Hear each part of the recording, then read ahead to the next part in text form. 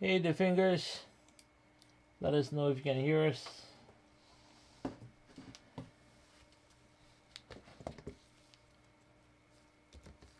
Mic check. Mic check, mic check. It's on caps. Oh, why did you put it on caps? So I like put that's how I put my titles. So you've typed the whole title in caps? Yes. Why? You want to yell at people? They I don't wanted even to. know you. I'm calling the fingers the finders. This is what happens. Who is that? The fingers is like our biggest fan. Really? Well, he's asking I'm where just we. kidding. I don't know. Is it? How's everyone doing? Hope everyone's well. I see the fingers in the chat. That's good. Yeah. So tonight I'm joined with Simon or Sulk from the Conquest Lair. Yay. If you like Lego building, he's your man. He does all our Lego builds. Actually, he does a lot of building. So, yeah. We'll see who comes on the chat. So I'm just going to leave it on for a bit. See what's going on before we get into it. So, Simon, first time on Conquest Racing? In a while, yes. Yeah, when's the last time you were on with me? Live stream for our draft. Oh, Our drag race. Our drag race draft. Yeah, we did that. Sound check good. Thanks, Jeff. Thank you. Yeah. So the last time you were on my channel, Yes. Was our draft. was when we Our did live the draft. 47 car shootout, drag shootout. Mm-hmm. Right. That was fun. You were supposed to run commentary that day. That was terrible because the cars were so damn fast that no matter what I said, I opened my mouth, cars are done. Yeah, it was crazy. We built.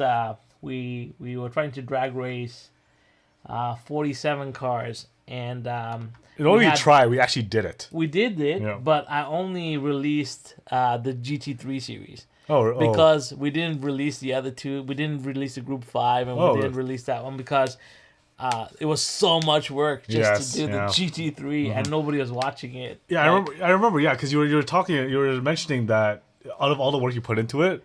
Yeah, it was so hard because I had to do we actually had two drivers come, and dedicated drivers for each lane, for each team because we had two teams. I had to run. You had to run the cameras, and I had to run the start-stop grid. And I had 4 cameras going. Yeah. So imagine 4 GoPros worth of footage, plus the slow motion cam, which I was capturing. And actually, that slow motion cam saved us because we couldn't figure out who won. We couldn't figure out who won because without the slow motion cam, we couldn't tell which car crossed the finish line first. Even though, the timing screen showed it. Yeah. But it's nice to capture it, right? Mm-hmm. So it was great. Hey, Gene, welcome. What up, MP? Nature of the trade. Yeah. Yeah. What happened to your wrist? Yeah. So this man over here suffers from chronic pain in his wrist due to torque gun. So Simon, tell us a little bit about yourself. This is your first time? Yeah. I am a mechanic by trade, and we are in heavy tire season right now. So torque wrenches, torque guns, torque everything kind of messes with this a lot. And it does affect my build because, again, having a knife in hand or even a lot of small, finicky details, it just puts so much pressure on my wrist that, hey, gotta do what I gotta do. Hey, Cyberg, you're building a Lego Speed Champions Porsche 963 while watching? Great. Hey, show them your last... Our last thing we built, the video's not released yet, but we have the classic 86 Treno. The A86 and all its... I love this thing. Tofu car. Maybe you can see it, yep. And the cool thing is we actually have the tofu shop that goes with it too, right? Hulk's building that one right now, but not as fast as I am. So, so the 3 of us, there's 3 stooges in Conquest Lair, or the three guys that make up Conquest Lair, which is the guys that actually produce all the shirts and the stickers. So Simon does all your production, I do all the design work, Gabe does all your shipping, but the 3 of us are known as Hulk, Bulk, and Sulk. Mm-hmm. He's Sulk. I'm Bulk, and if you meet Gabe, or when Gabe comes on, you'll see Hulk. Always in a wife beater, so... Yeah. Right, so... so tonight what's going to happen is I'm going to take you through the prep or stage 1 of getting the models ready for painting. In the meantime, because we have so much work to do, we're trying to build this terrain table. Get started on this bad boy. Yeah, so Sulk will give you an option. You can either see him build the terrain from the Warhammer set, or you can see him build some of the buggies. I leave it up to you guys. You guys tell him what you want to see. We are going to go split screen, so you're going to see him build on one side, and I will take you through how I prep all the models for paint on my end. So we need a little bit of input from you guys. Let us know what you want Sulk to build right now on the screen, and he'll take you through his tools. I'll take you through my tools and the setup. We're not going to get to airbrushing anything today. I'm just going to take you through step 1, which is prepping models and getting them ready for paint. Well, technically, it's also the most important part, because you do bad prep work, then if anyone in the auto trade knows, you do bad body work, bad prep work, your paint just goes to. I can swear, right? Go for it. Oh yeah, well, you know it goes to shit, because no matter how much you do bad body filler, bad bondo, you don't sand it down properly, you don't put the primer on properly, you try to paint that stuff, orange peel everywhere. What's the point? Yeah, so you guys let Simon know what you want him to build. Oh, look at this. Chris is also building the Lego Speed Champions Porsche 963. I think we have it upstairs. Yeah. Yeah, all our Speed Champions are built in the upstairs. So The only Porsche we have up here are... I may as well bring it down. well, I have the big orange one at the end there. Yeah, but we also have this.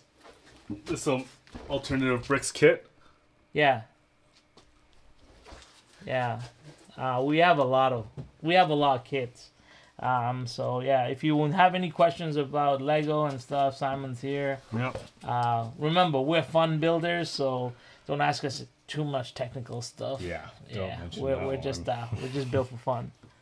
But anyway, so what do you want Simon to build, guys? Tell him what to build, and he will build it for you in front of you right now.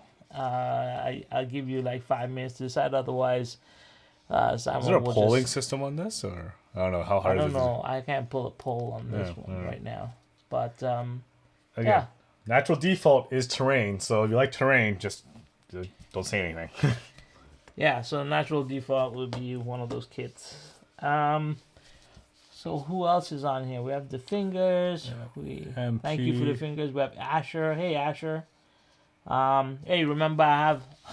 Sorry, MP, once again. I did not realize we're going to do this scheduling dilemma that we have.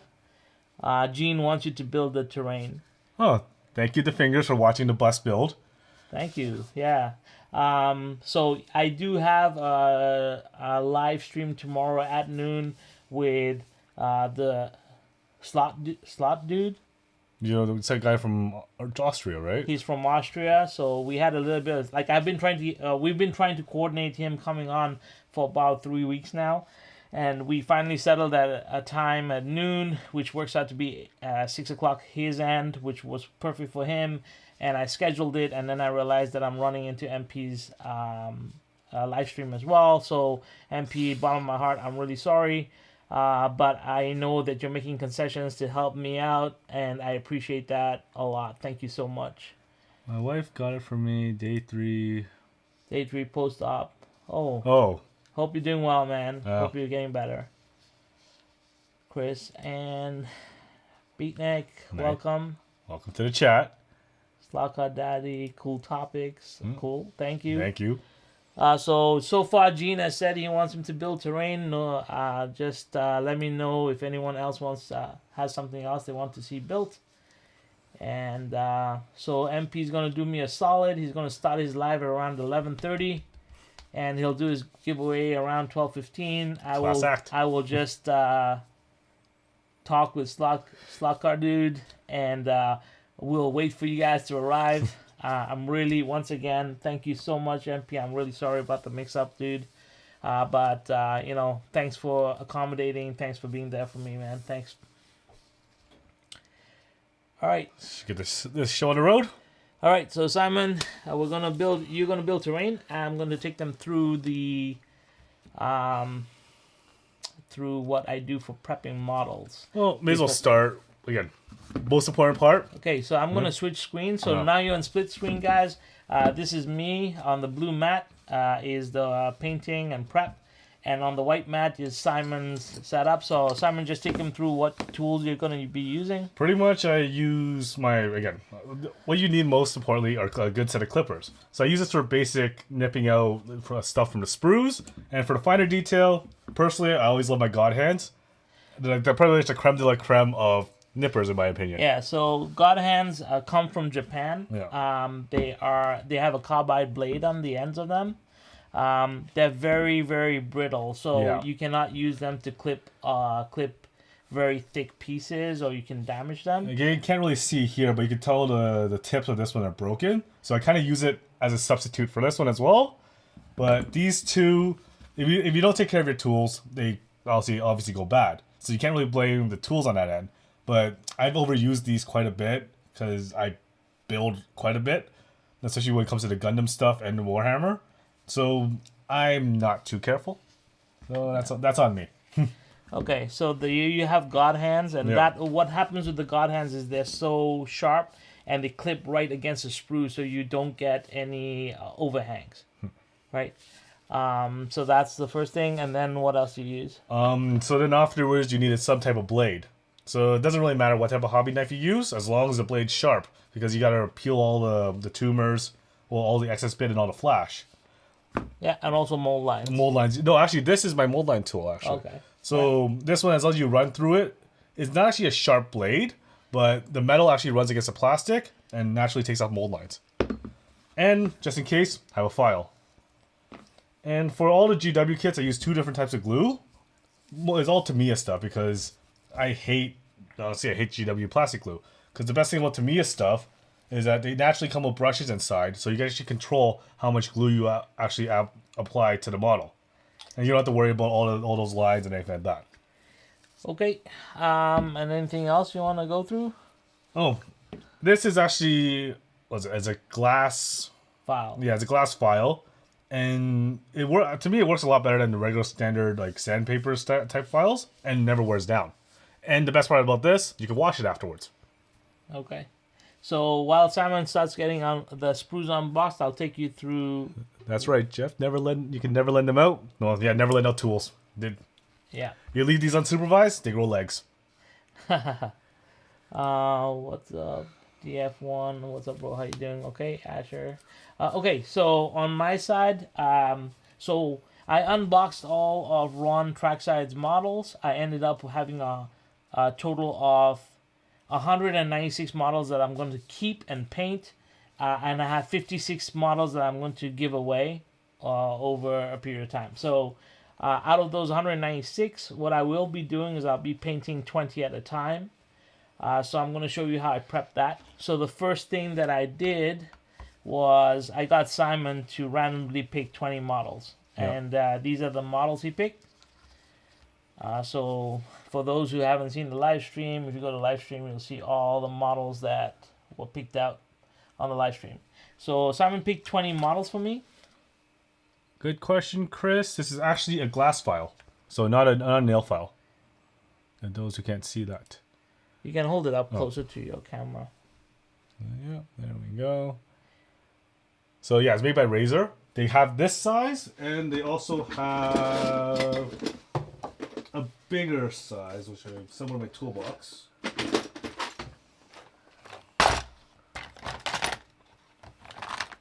Oh, yeah, right here. And it also comes with a little polishing board as well. Yeah. All right. So Simon picked out 20 models. What I did was, the first thing you do with these models is because they're 3D printed.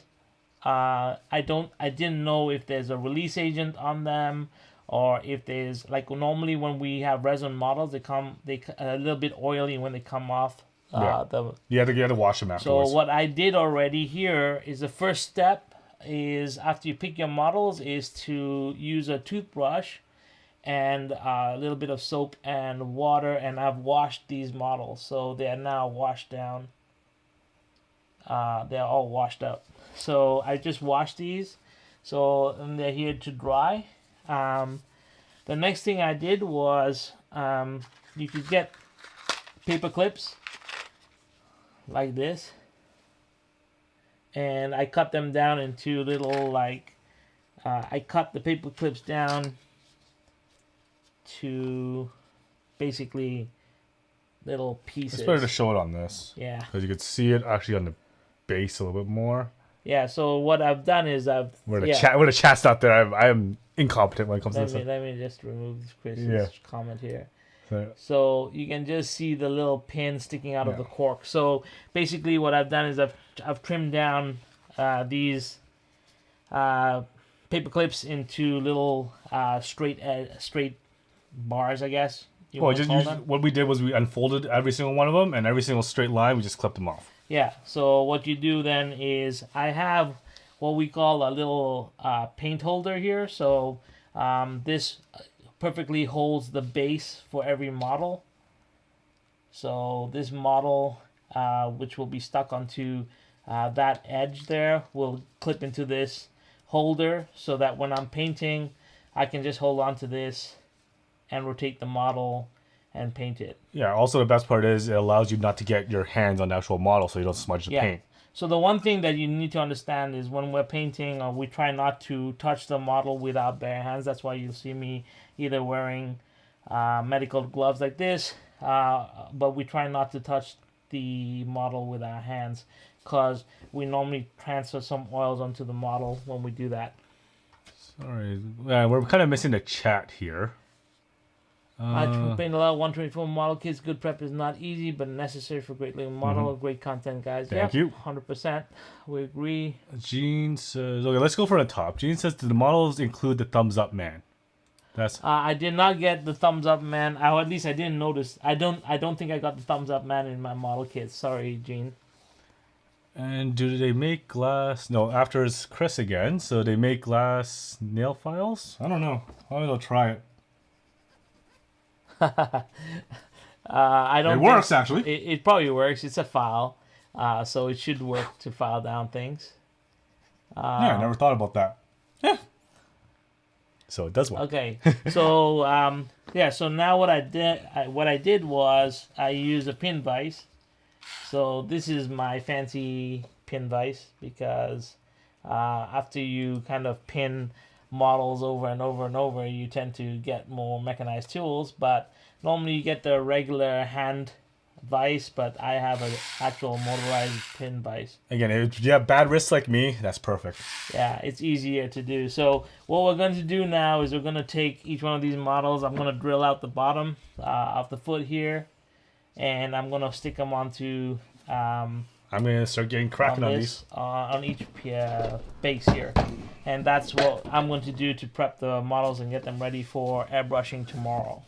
So if you're into airbrushing, I'm also as I'm going through each model, I'm going to look for all the little flash or any sort of like imperfection in the actual piece.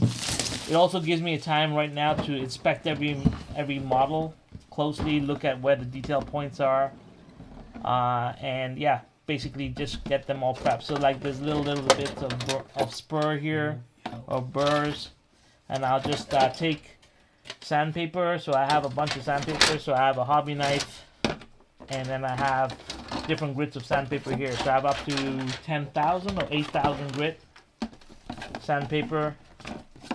So I'll just file down, or I'll just sand off all the little excess here. Yeah, and on Simon's side, he's opening up the kit. So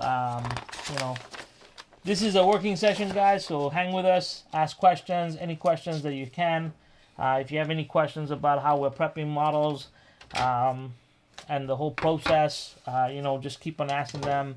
I'm doing this live because I thought it was nice to do a live stream and show the painting live as opposed to like pre-recording it. In that if I make errors and if you guys have questions, I can answer them right away. So let me know if you have any questions.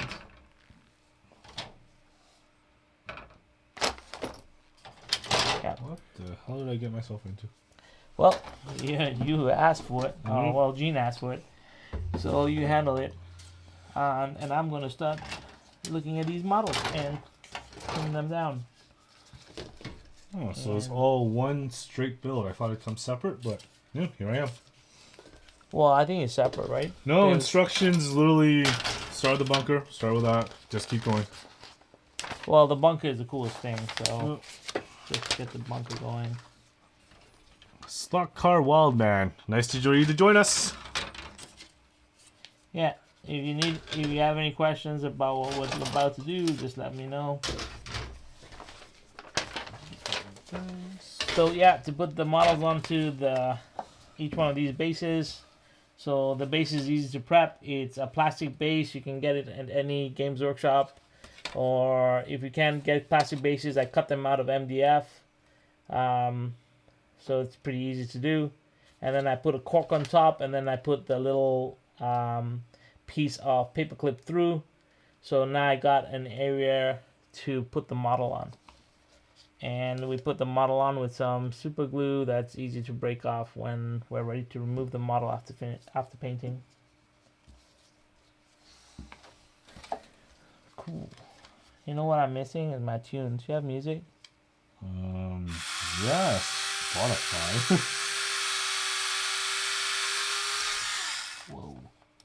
That would look good.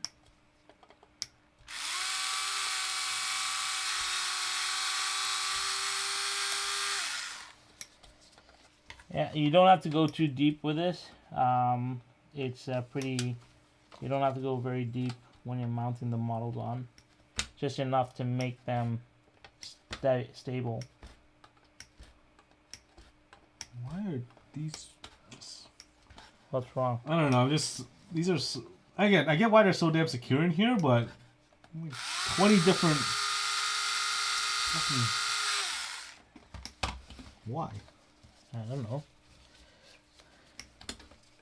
You're kind of dry. What scale are the characters? They're 1/32 scale.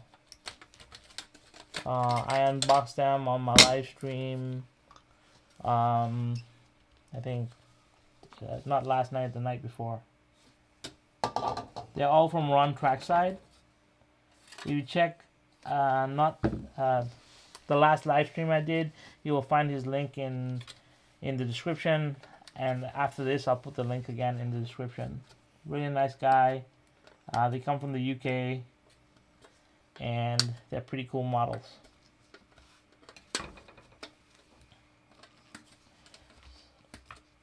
So just showcase the ones that I'm doing today.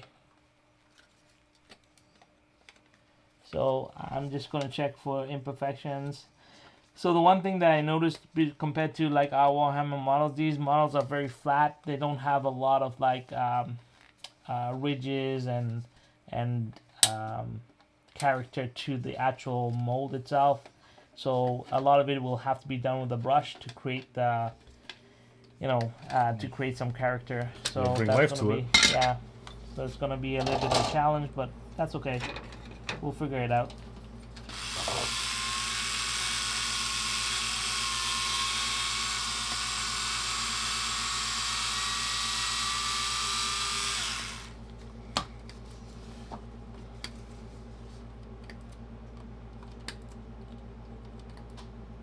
Oh yeah, Simon has been racing stock cars with me. You want to showcase your favorite stock cars, Simon? Let me finish unclipping this stupid thing first.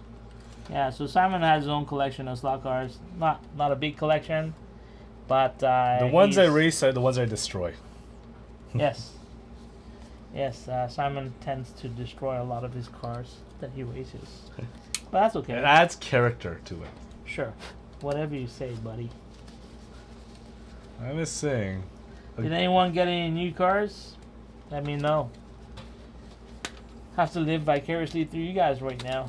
I'm waiting on a couple of my cars to come in the mail, but mail's a bit slow. These are my 3 favorites.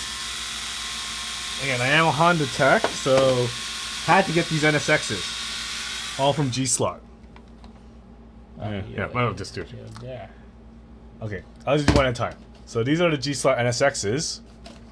Watch the glare. Yeah. Yeah. So Simon collected all the G slots. So imagine in 2008, G slots were pretty hard to find. We had to special order them in from Japan. Yeah. He collected the whole set, and I collected the whole set. But I also collected the Lexuses as well. Also, I got like a couple Honda Fits. Don't ask me why. The I worst saw them. driving cars ever. And I think No, the magnet was too strong in them, so they did not move at all.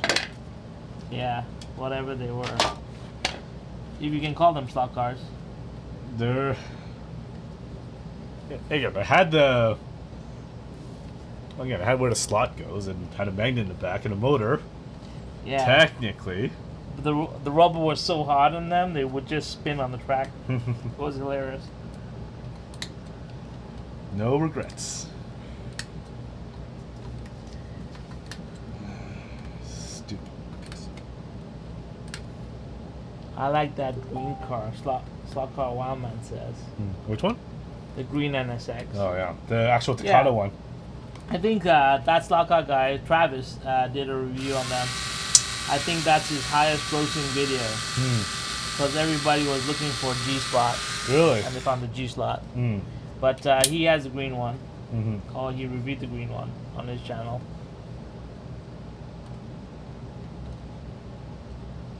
I'm going to be here all day. Just unclipping. Oh. You're on the clock. Yep. See how fast you can do it.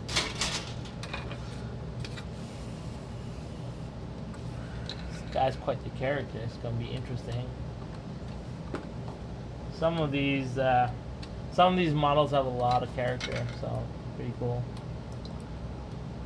Simon, do you remove only the pieces you'll be working on right away, or are you going to remove all the pieces in order to prep them? What I do normally is I kind of pre-look at the instructions, and I pretty much see like about 2 or 3 steps ahead, and then I kind of unclip everything and prep everything and just glue everything afterwards.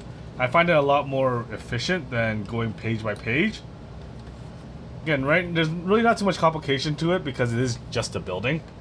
Maybe when it comes down to like the more finicky models, like with a lot more detail, I'll take it a little bit slower. But right now, again, based on descriptions and instructions, it's pretty easy to not mix up any of these parts.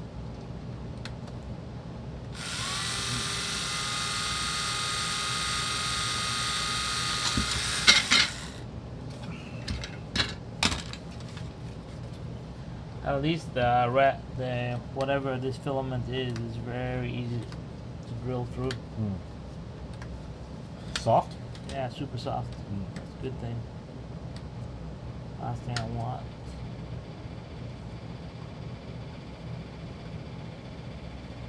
So how many you actually paint models for your track? Or have attempted to? Who actually likes to paint? What's the shipping cost from Japan? Honestly, Jeff, we got them in 2008. So at that time it was pretty expensive. Yeah, I don't remember. Like what it we was, paid I for think it cost us like $200 a car. You got me. It was pretty ridiculous. You have better memory than I do, so I gotta trust you on that one. We bought the whole set though. Yes. We bought everything that we could find. Yes. So yeah, it was. I think at that time it was around. If I'm not mistaken, I think it was around $200 a car. And again, just nothing really else appealed that much to me. Yeah, I think, like I said, you buy what you really want to keep. Like we are collectors, we're hobbyists. Again, if you don't love the look of it, you're not gonna love it. That's what I say with these sort of things. Yeah. So Simon has been in the hobby in wargaming for a very long time. Yeah. That's how we met. Yeah, 15 years now about? Yeah. So he has like a shit ton of armies. Actually, no, I only have like 3 armies. Warhammer wise, I only have 3 armies. You have 3 armies, but how many pieces for each army? Yeah, that's right. You hear that silence? That silence means he doesn't know, or he's too ashamed to tell you guys because it's an obsession. Plastic crack. That's what it is. Oh, look at that. I just broke a flag. Oh. Now, this is my fear with these models is that the flags and everything is so brittle. Would you say it's a red flag from the purchase? You're so smart. Yeah, this is going to be an issue. I can't... You can't fix it. If it's that brittle, you won't be able to fix it. You could... Wait, it's not real plastic, so never mind. So herein is my first issue. Use a Actually, it broke okay. I can actually put it together. You can paper clip it. No, I can actually put it together. It broke in a way that I got an edge to it. Alright, so that's all the clippings for the first page. I may as well take it a step at a time. So, gotta prep all these.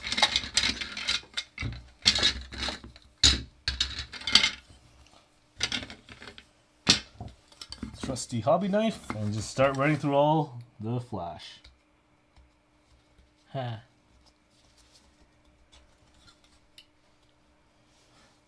Yeah, I don't even think you can get the G slots again anymore. Last I checked. Yeah, they've been out of print for a very long time. It's pretty rare to find them now. Like I said, we got them in 2008.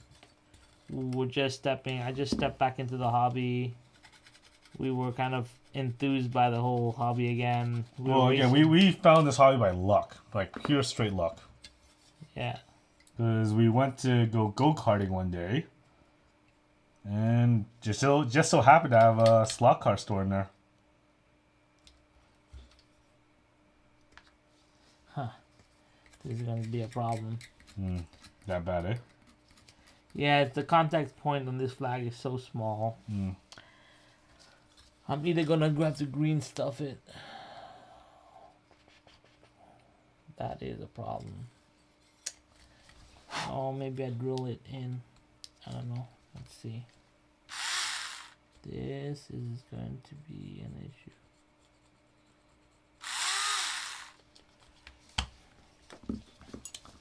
Yeah. I've had this issue before with 3D printed models where the resin is very, very brittle. It makes for a very hard time even painting because when you use the brush, you can't dry brush these models, which is a huge painting technique that we do. So I have to be super careful when it comes to that stuff. Can I use your God hands for a sec? Which ones? Just any, doesn't matter. I just gotta clip this guy down flat.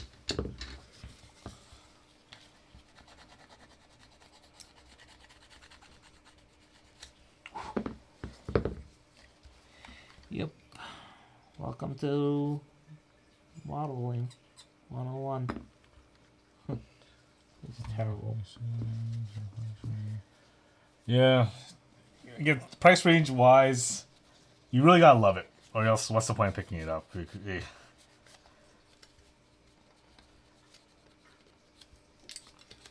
Yeah, ask any questions.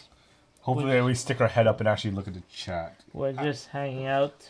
This is my first time actually on a proper live stream, so bear with me on that one. Yeah, so ask him lots of questions, guys.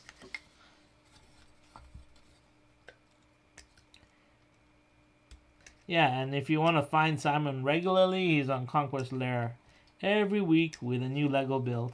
Yeah. He is the one who's in charge of building the Lego city.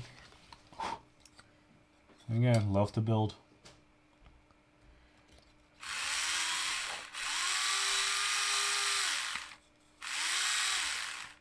I have no point. This is rough. That's why I hate brittle models. See, I personally like to run my thumb across all these models, like after I'm done pretty much cleaning off all the flash. Because since you are repainting over these, as long as it's smooth to the touch, it will just, like the paint and primer will just cover everything up. Yeah, so the terrain that Simon builds blends itself really well for dry brushing because you can see all the ridges and the nooks and the crannies. So when you want to bring out detail in those models, really fast and very easy. Whereas like these figures that are 3D printed, You actually have to paint in the details. Well, you're pretty much a slave to the actual printer itself at that point, right? Yeah. And also the film that they decide to use, or whatever. Is it film? It's Or resin. The resin. These are resin cast. Or resin printed. The yellow Decker bus bill today, was that bought in country or did you order it? We bought that here actually. We have hookups on that, right? Yeah. What's he asking about? The double decker bus. Because he did comment on the video. We just never had a chance to answer yet about where to get the bus. Yeah, we can get it. If you're interested, I can possibly put one onto Conquest Lair. Just let me know if you want it, and I'll look up the price and I'll get it up on Conquest Lair. There's a lot of. I didn't expect people to be that interested in it because, hey, growing up in, at least living in Hong Kong for a bit, that thing just hit a little bit close to home. Yeah. Hey, Danny. What can I do, man? Do I look like a Smurf tonight? I hope not.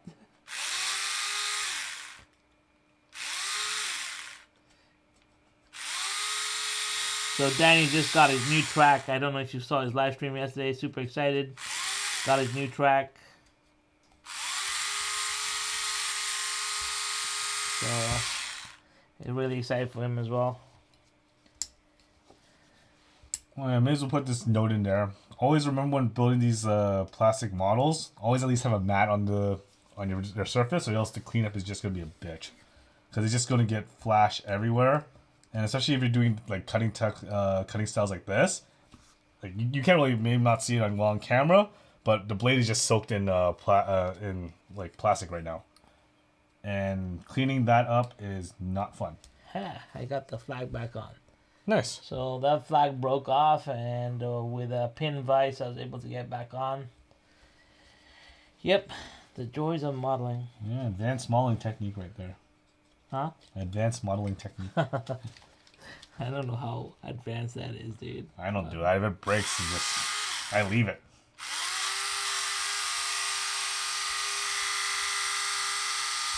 I love my little pin vise. Mm-hmm. Gets through everything.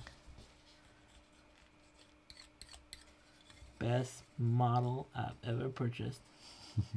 The cool thing about the pin vise. No, it came as a model though. You had to assemble it. It came as pieces, like in a model kit. It's a motor and. Yeah, it came as a model though. Oh. It's from Tamiya, so it's like an RC kit. Mm. Yeah, that's why I said it's like the best model kit I ever got. It's the most useful model kit.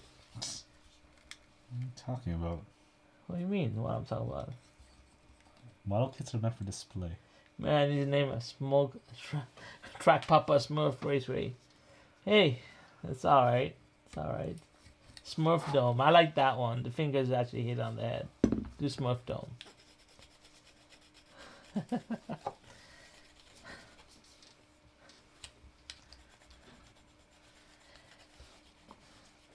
Yeah. Anybody who thought model painting was glamorous is sadly mistaken. And that's why I don't do it. Yes. Oh, by the way, this guy right here, he's got me to paint 200 models in one night. You volunteered.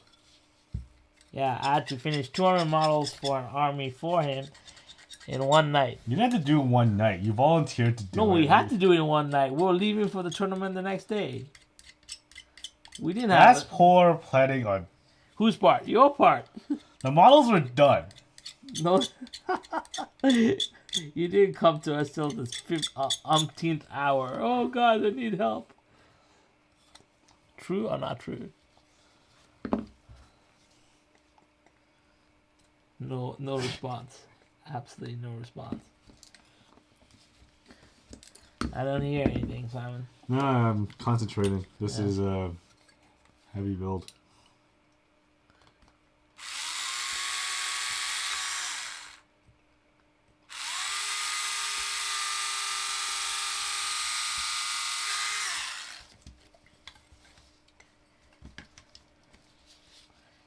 I've never painted anything in front of camera, guys, so I'm very skeptical about how it's going to look when we start airbrushing tomorrow.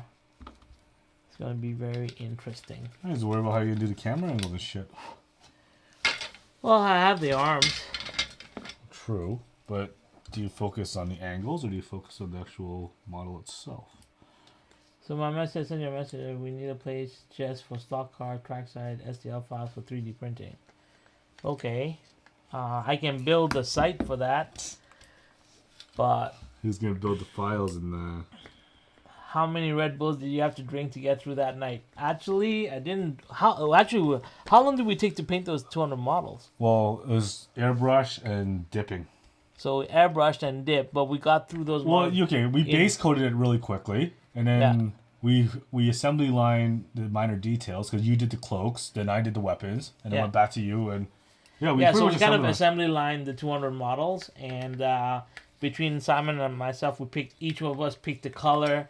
We went at it. We did the 200 models in one color, and I'd hand it over to Simon. He'd do whatever his color was, then hand it back to me, and then I'd dip it. So there's a thing called dipping, which adds shade to a model very fast just by using... before contrast paints. So. Yeah, before contrast paints. It's a way to get details into a model, and we were able to get that done in like 3 or 4 hours. Something like that, yeah. Yeah, we did 200 models in like 3 to 4 hours. These were again. If you know Actually, Warhammer, do you have a sample of the models here? They're my clan rats. Yeah. They're packed away somewhere. Okay. Yeah. Yeah. So well, I'll show you what we did, and they didn't turn out too bad. No, again, the tabletop ready. So yeah. That's the only standard I need. Yeah. They're not the prettiest, but they're not that bad. In fact, you could do that for track miniatures because the track minis are so far away. Well, you're not focused on the minis. You're focused on the race, or at least whatever skills you put out. It's a very fast way to paint miniatures. Yep. That's why, like, when I say 200 miniatures, it doesn't really affect me. Yeah. Like, to paint 200 track miniatures, to me, doesn't. I also have a sickness of playing horde armies, and everything I need. If you have one of them, you need about 200 of them.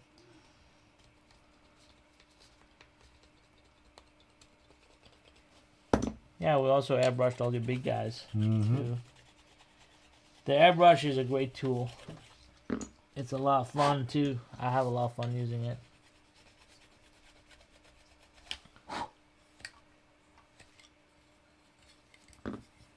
Yes, you need someone to provide design and provide files to the site. Maybe a subscription base, have sets of people and or buildings, etc. Well, Danny, I'm always around to code stuff. I can build websites, no problem.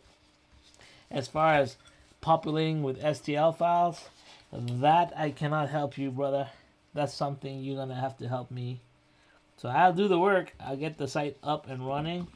But Slot Avengers Unite, buddy. We need to pull together the STL files. That I'll leave to you.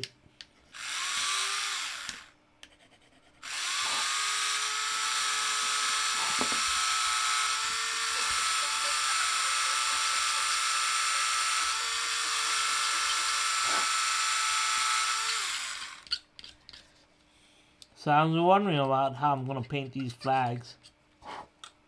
Put your racing club on it. It'll be easy to do the conquest stuff.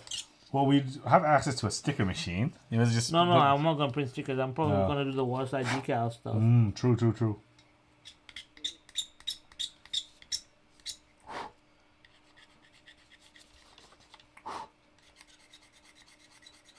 Yeah, I'll probably do the warside decal stuff and then paint it. Oh, some flash down here. Interesting.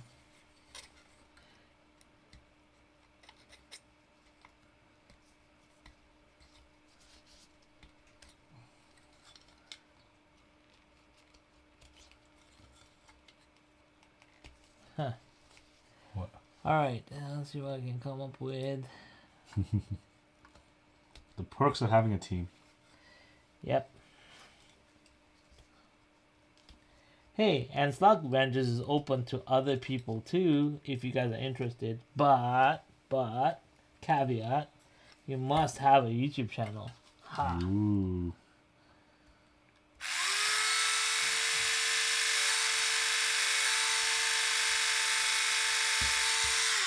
What is the hazing ritual going into it? Huh? Well, it's got to be a little bit, well, yeah, make it somewhat a challenge. Challenge to join Slot Ventures? You're a very elite group. Are we? I don't know. I don't know. Maybe ask Danny. Danny, are we an elite group? If you believe to be elite, you are elite. It's It's a mindset. First of all, I didn't come up with the name Slot Ventures. Doesn't matter. You're still a member. You know who came up with it? The celebrity. You know who the celebrity is? No, enlighten me. The guy who always says this is a celebrity. Starts with an M, ends with a P. You still don't know? Oh, I know. Yeah, I know who you're talking about. So Do I need to fill the blanks? Well, yeah, I guess so. They might. The people in the audience might not know. Again, I am new to this. I cannot drill into this girl. So I'm going to use the next best thing, which is blue tack. I have some here.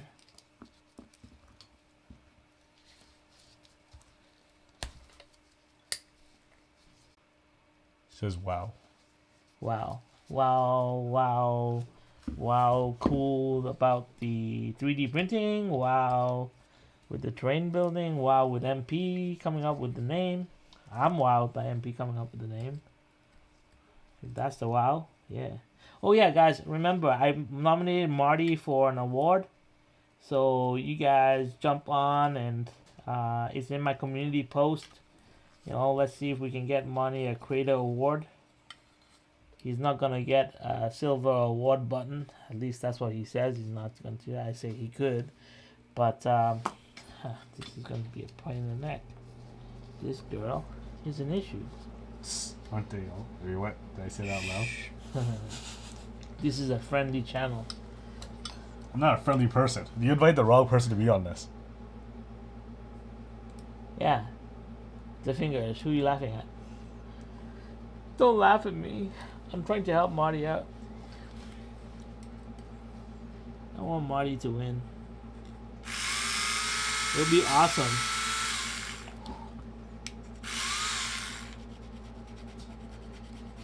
It would be awesome if Marty won.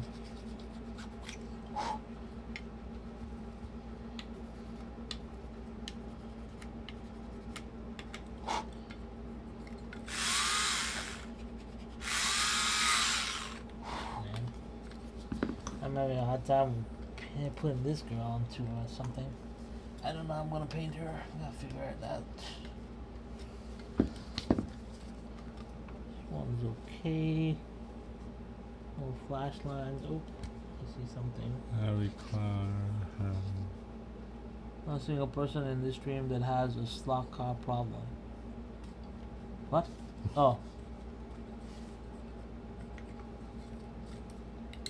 Not a single person in the stream that has a slot. No, there's no problem whatsoever. There's only a problem you making a problem.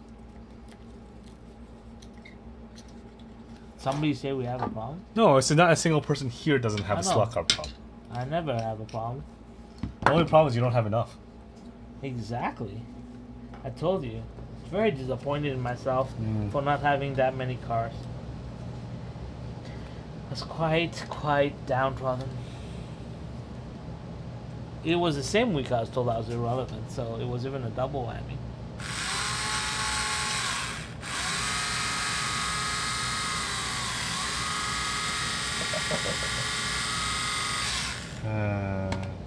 What? Mr. Irrelevant. Yes. That's my name. Last pick in the draft. Always.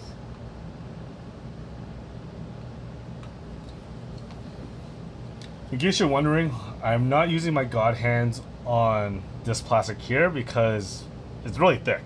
All it's going to do is destroy the blades on them. And so we got to stick with these clippers.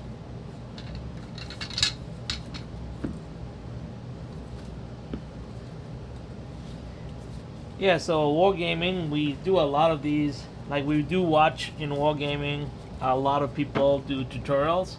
And normally when you're watching someone do tutorials, you're actually working on your stuff. So we do have like a lot of live streams where it's just working sessions like this. So if you're bored and you think, oh, I wish they're talking about stuff, this is basically what a working session would be like. So we're really sorry that it's not engaging content.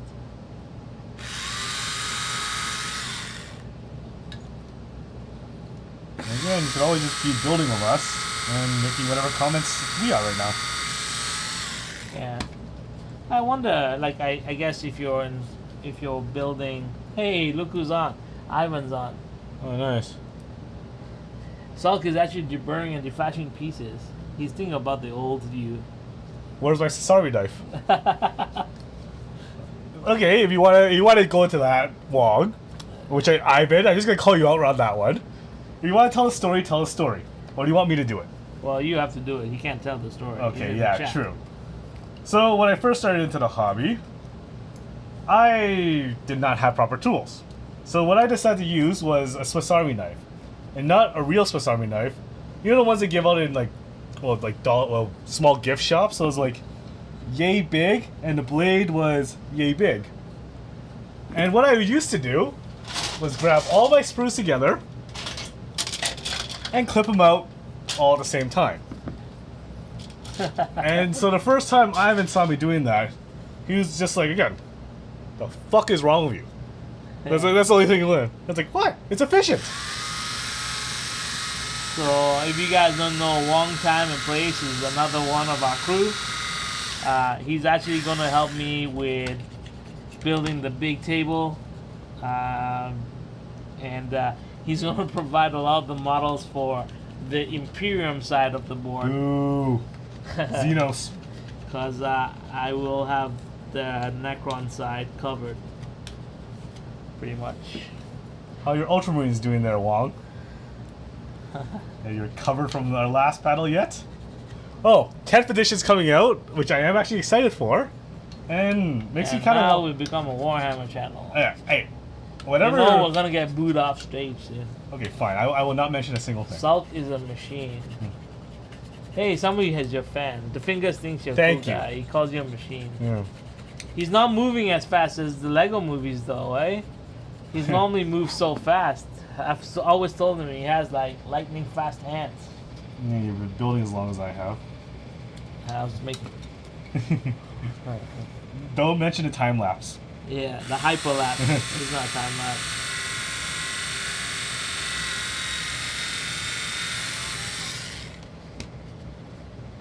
If you're wondering what that big racket is, it's my furnace going off. Welcome to Canada. One day it's 29 degrees, the next day is 6. Yeah, one or two bottles. For what? Who else? Is Wong making Only one or two to donate. 1 or 2? Wait a second. Oh, again. Obviously the honor honor guard. guy's still rebuilding.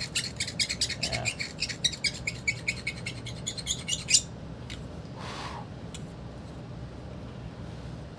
Lego build is a blur. Yeah.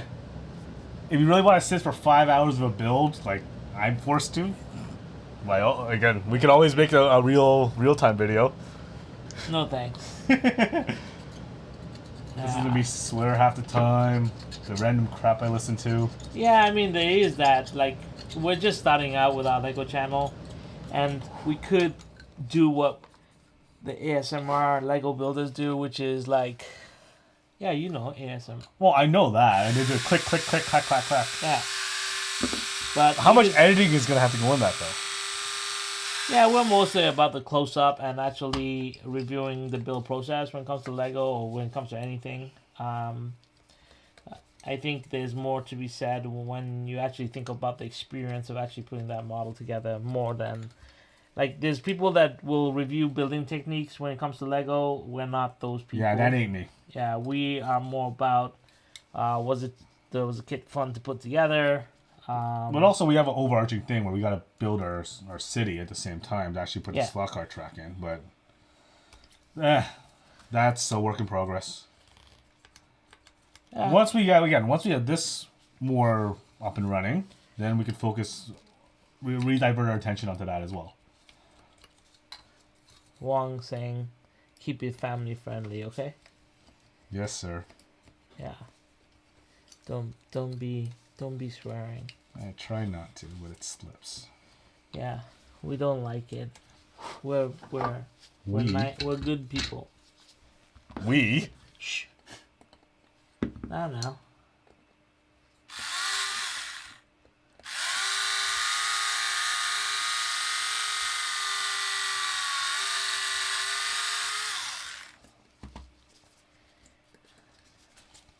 And you guys thought painting models was fun. No, just kidding. It is a lot of fun for me. This is the easy part. Getting them all ready for paint. Now, this is not how we painted 200 models in a hurry. We didn't do this. Again, everything was already built. But the paint scheme was already chosen. Yeah. And the priming was already done. Yeah. So all the prep work was already done at that point. So it kind of made it a little bit easier.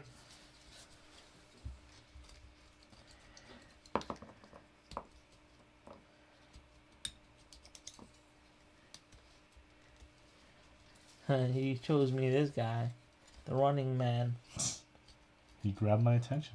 You know who this guy reminds me of? The Empire guy running in front of the Giant, running away from the Giant. Do you remember the Giant sprue? The Giant kit. Oh, right. The little Empire guy running in front of the guy. To me, it just reminds you of Rocky. Rocky. Oh yeah, when he's at the top of the steps. Okay. Yeah, interesting. Very interesting.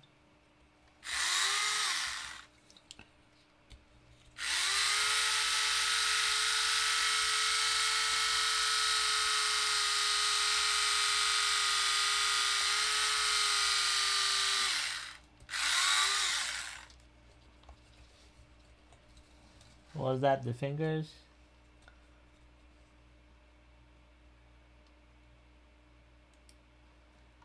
That would be nice too. What would be nice? The fingers? Let me know.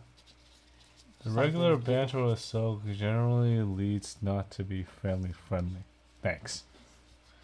And then it says, I understand. I would be nice too. I think he's talking about the ASMR builds for Lego. The slow builds. I've watched some of them for Gundam, but again, the editing would be murder. Yeah, I don't know. I couldn't like your builds even at speed are enough for me. Yeah. Like I couldn't. Sometimes I even fast forward your builds because like I'm more into like the actual experience. I really like the close-ups at the end of your videos. Mm-hmm. Yeah, I think that adds a lot more value. Yeah. Again, I am a builder, so I like watching people build. Yeah. So I don't know. It's tricky, when you're building a new channel like that. We try and do it as efficiently as we can. We're not full-time YouTubers, so we work. Yeah, we're still just trying to get the content out there. Yeah. So we do the best we can right now, and sure enough, we should get better with our editing. Yeah. But at the end of the day, it still requires someone to build it, and the buildings take time. Yeah, I think getting content out is important to us right now. So, and our goal is actually to build that Lego city, but we got sidetracked. Like right now, we're doing a lot of kits. We got sponsored, Conquest Lair got sponsored with a channel partner that provides some kits for us to build. Mm-hmm. So we have to build kits. We kind of got to do what's best for us at the end of the day too. Yeah, and it's good for us. Mm-hmm. So let's just say here. No such thing as bad content. I say that kind of hesitantly. Bad content? I don't know. I'm just saying, like, when it comes to our builds, as long as it's fun. We still get, like, as much as we get a sponsor, we get to choose what kits we want to build, right? Yeah. We're not forced to build anything, and that's a good thing. Like we we made sure of that. Yeah, but obviously there was that. The Temple of Heaven was one of those. He wanted. But it was to a build- challenge yeah. too, right? We accepted that challenge. It wasn't something. Well, that's okay. We wouldn't necessarily have picked up, No. but it was also a challenge build, right? Yeah. So Hey, got it done. That's all that matters. yeah, that was pretty impressive. That 7 hours probably in that build. So how many shadow videos have you guys watched so far? Cause it's like everywhere. I think it's the most reviewed stock car I've ever seen in my entire life. Shadow. I don't even know how many people are watching. Hey, thanks to Oh, Fingers. thank you. Again, appreciate that. But I'm not gonna lie. Yeah.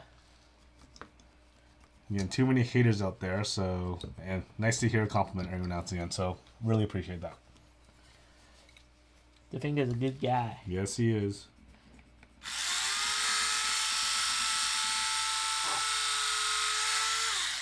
No matter how boring the content, he's always there. This content is pretty dry. I don't know. It's hard to paint on stream. I guess I could do what Dave did, which is record all my painting, but then... But you want to do it live, right? I want to do it live because I'm like, if I want to do it and I'm going to take the time to do it, I might as well just go through the process live. Honestly, I don't remember the last time I had a build night for 40K. Yeah, this is just like us hanging out, Yeah. and if our friends join in, they do. If they don't, Exactly. they don't. Hey, it's just- better than me sitting in a dark corner of my room just doing this by myself. Yeah, and this way we get to hang out. Yeah. We get to hang out with the Fingers in a weird way Mhm. online, and Ivan. Okay,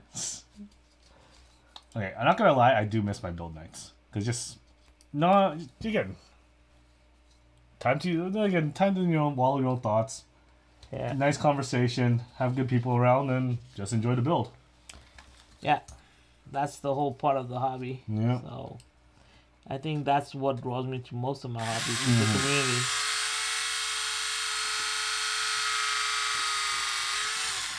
Oh my god. I broke his foot. Hey, it's like you. Hey, that was a low blow. Low blow, dude. Low blow. Have you met Gimpy me? here. I got a gimp now. Mm. If you say anything about me, I'm gonna beat you. I thought you wanted to make it family friendly. Yeah, I did. But I know what's coming. I know you oh so well, Mr. I said Mr. nothing. Bernie I did not there. say a single thing. Yeah, we need to get Gabe on this. Gabe can't build. No, but he can be here to make fun of us. True. He's good at that. Yes, he is actually. But we're gonna get banned in like 5 minutes. He's on the chat. Yeah.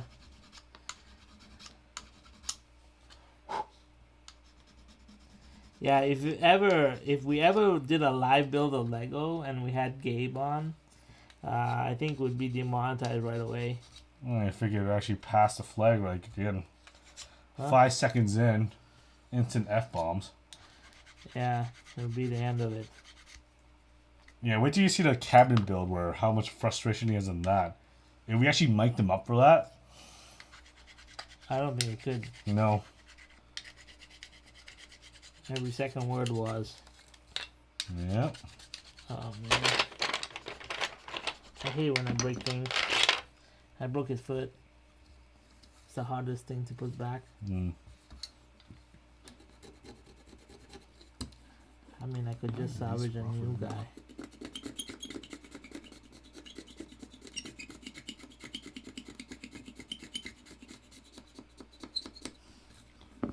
Oh, there we go.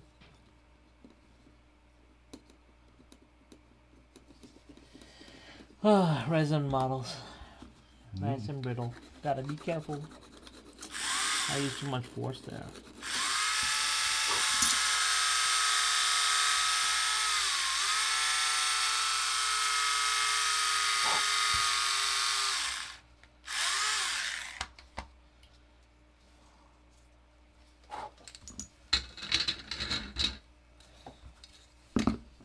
So much prep work. Join the crowd on GIMP. I'll be on a walker for a couple of weeks. Yeah, I broke my leg in January. Late December. Late December, but I didn't get it checked out January. Until, yeah. And I thought it was just a sprain, and then it ended up to be a break, and then I was put into a cast, and then from the cast, I developed bursitis, and then after that, I was too much in a hurry to move. I tore my patella, so yeah, it's been constant gimpiness from me. So yeah, I totally understand what it means to be immobile. And even now, like just sitting here, the bursitis will act up, and my leg will swell up, and it gets painful. But I'm doing this for you guys. Nah.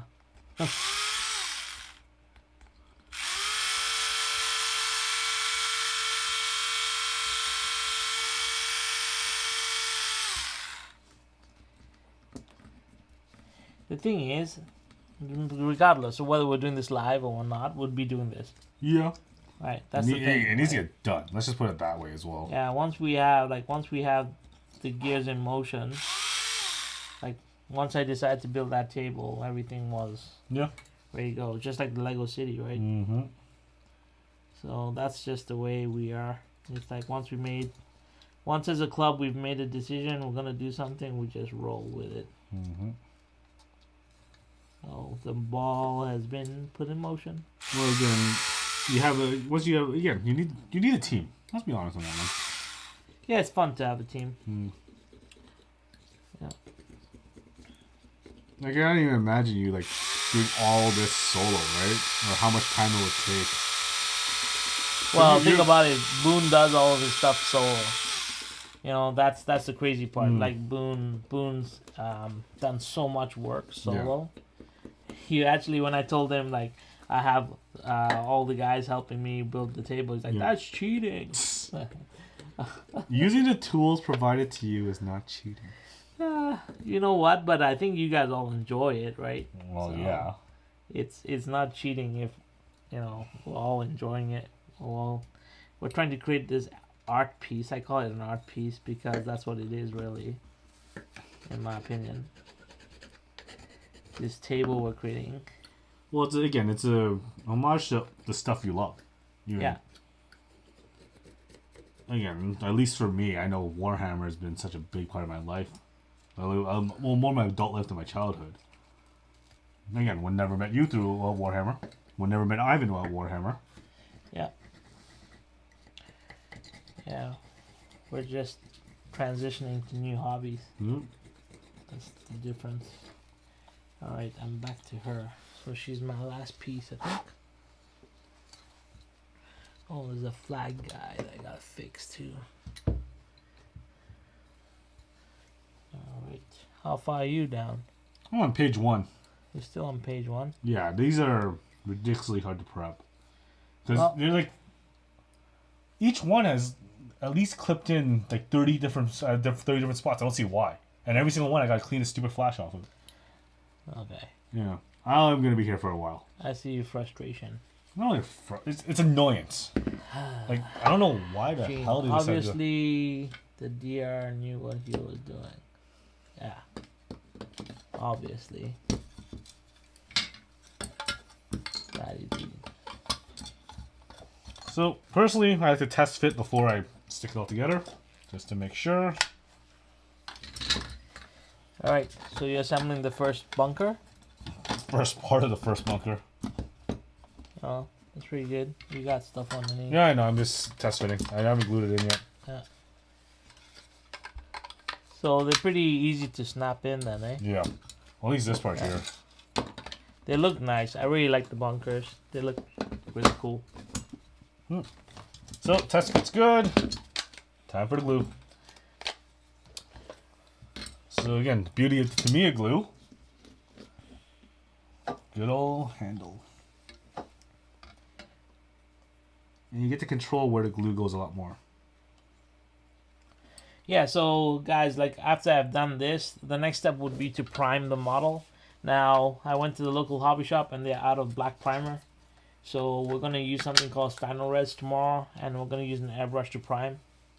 And then we're going to do the zenithal highlighting to the models as well and get them shaded in. And then that will be step 2. So tomorrow night I'll do that. I'll do the airbrush. I'll do the shading. I'll show you how I dilute on airbrush. And then from there we'll move into painting. So third step is all brush work. And I'll show you how fast we do things with contrast paint. So it's a technical paint that we use. Yeah, and before that though, like tomorrow, what I'll do during the days, I'll actually look at spectator pictures. I'll go through like images of spectators in the background. I'll pick up some color schemes that I want to do. I'm going to look at people that are trackside people. Actually, I have been doing that over the past couple of days just to get an idea of like what kind of color tones I want for them. And they're easier to paint because they're uniform, so they have to have uniformity across them because they are track officials. So that one's easier. The more technical, or the models that will have a little bit more character and require a little bit more work are the spectators that have, like this one right here, that has like flags. I'm just gonna get Gene's comment off here. Like any of the technical, like, you know, spectators with flags here. These ones will be a little bit more tricky because I have to figure out, you know, what I want to put on the flag. And I'm thinking mostly like to do like probably vehicle symbols like BMW or like Mercedes or like stuff that, you know, I think will work well. Ferrari, obviously. I know Massimo is smiling when I say that. But yeah, these are the ones that are going to be a little bit more tricky. But I'm going to be honest, for these ones, if I decide to do Ferrari, I'm probably just going to paint the flag red. And then I'm going to probably create a waterslide decal with the Ferrari logo on it and slide it off. Also, I'm going to create like smaller decals for shirts, so I can slide them off as well. And that I'll just do off my laser printer. I have a white tonal laser printer that can print out waterslide decals, so I'll just do that and add that detail on step 4. So yeah, that's the process. But you can see, I mean, prep work for the models is very important. Make sure you wash the models. Make sure you have a good way of gripping the model. The reason why we do it this way, like I said, the reason why we're mounting them is that I have something to hold on to, which is not the model itself. Because the moment you start holding the model with your fingers, you start transferring like oils. Even if you're wearing gloves, you start getting into a mess where you can actually manipulate the model. So by mounting them onto like these little stands here, it gives you the ability to actually manipulate the model when you paint it. Yeah. So yeah, if you have any other questions right now, let me know. If not, Page 2. Yeah, page 2. How many pages do you have? For this little bunker here. Yeah. Oh, just these 2 pages. Okay. And just for this part here. Good. So I'll stick around until Simon finishes off the bunker, and then we'll probably log off. Do you need help? I'm clipping. I can clip. Because you can unclip and I can. Because I have these clippers here too, right? Oh yeah. So I can Let me just unclip. mount this Yeah. one and get the models away, and then. So these ones might be a little bit easier because it's only clipped in by 10 different spots instead of this fucking 30 of them.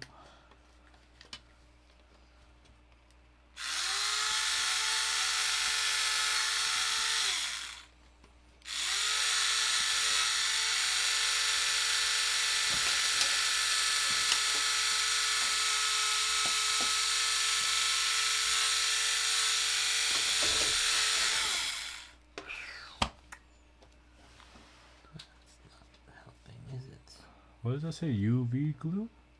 Or... Oh, how long? Okay, okay. Sorry, yeah, ask these questions. Sorry, well, I still keep clipping.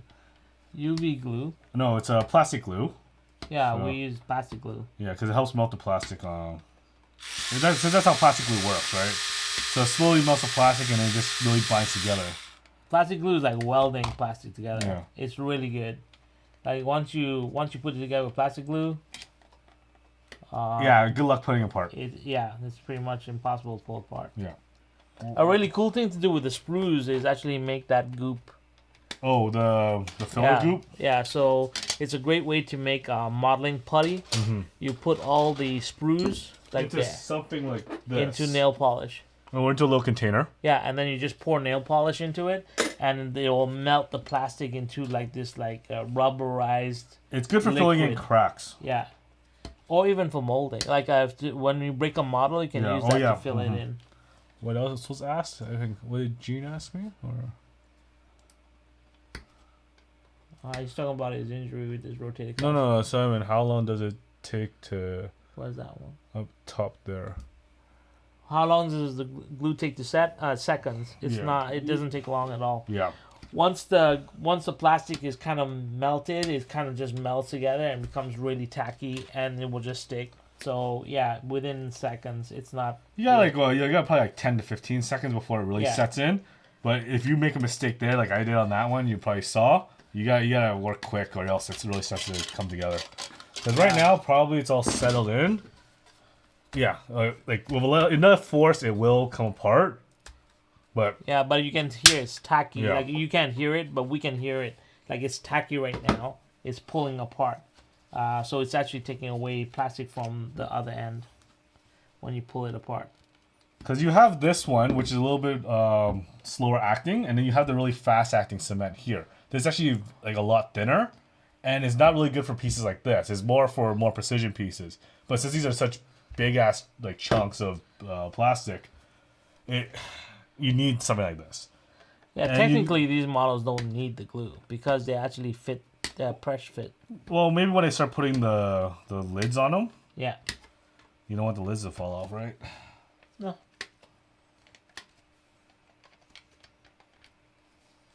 Yeah, I expect me to take this long. You want me to clip the buggy? I can build the buggy. You want to build the buggy? Build the buggy. Yes. Yeah, give you something to do. So I guess we go and monitor and chat. I sure as hell don't know how to do that. 1, 2, 3, 4. I lost a flag on one of the guys. I don't know. I'll figure it out. But these guys are ready for airbrushing. Here. Buggy. Yeah, I'll do the buggy. Let me clear up here first. Yeah. And then I'll do the buggy. Buggy time. Let me just put these guys away. Got them ready to go.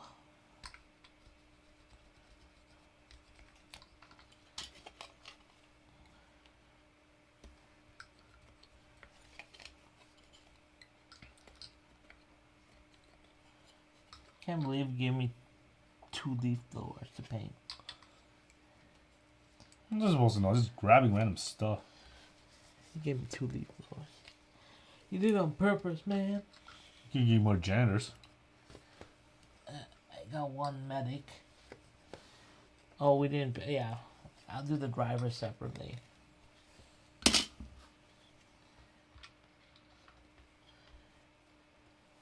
This guy's the funniest. He's my dancing man. Mm-hmm. Likes dancing. Yes. Oh, this is the guy who needs a flag.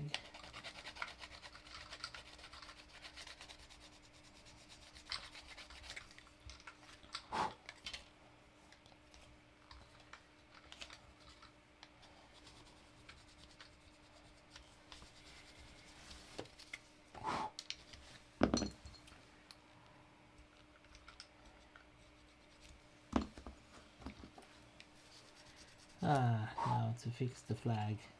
Another one. This is not my favorite thing to do, but I gotta do it.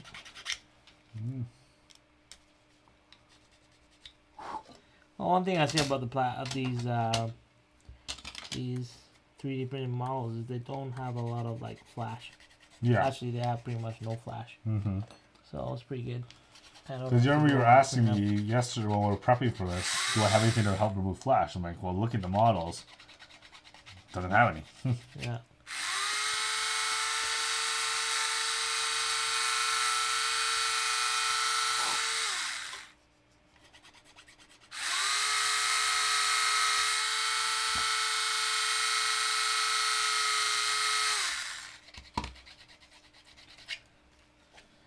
Yeah, when it comes to thinner plastic, like unlike these ones here, these files work wonders. You're not late, Dave. It's pretty dry content. All we're doing is prepping models for painting, and we're building some kits. Actually, you know what? You're just on time because I'm just about to build a buggy kit, so you can see how I put together kits. By the way, if none of you know, Shotgun Dave is helping me actually convert these buggies into slot cars, or we're going to attempt to. So I've actually shipped down a whole set to him. Actually, they'll ship out on Monday, Dave. So on Monday, I'm shipping down a whole set of buggies to Dave, and we'll try and see what we have to do to get them into slot cars. So I really appreciate Dave's help there. And yeah, so I'm just about to go into buggy build mode. So you're kind of on time if you want to stick around for that. But I was just prepping all these models I got from Ron Trackside to get them ready for paint, which is happening tomorrow. Tomorrow we'll start the airbrush process of getting the Xenosol done. But I had some damage on some of the models, so like this guy, the flag broke off, so I actually pinned it in. So these are all the little things they have to do to get ready for paint. Again, prep work is the most important part. Yep. The gluing's easy. This stupid stuff right now.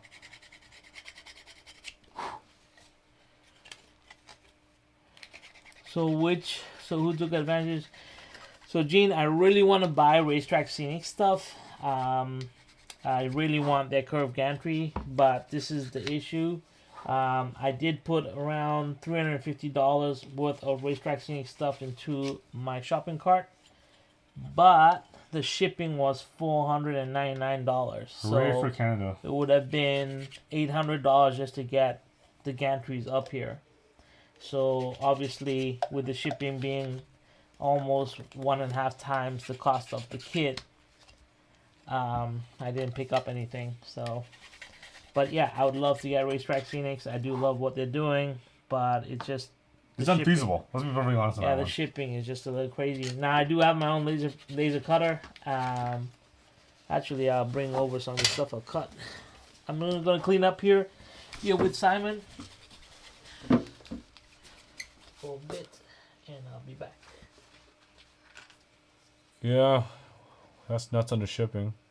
I'll need this. Again, that's just Canadian postal for you. I remember one time actually ordering some stuff from the States. They say, oh, it's going to be, I hate to say it, it's going to be $30 to ship up here. I'm like, that's it? Steal. Done. And they're all just so surprised the amount we actually pay on shipping.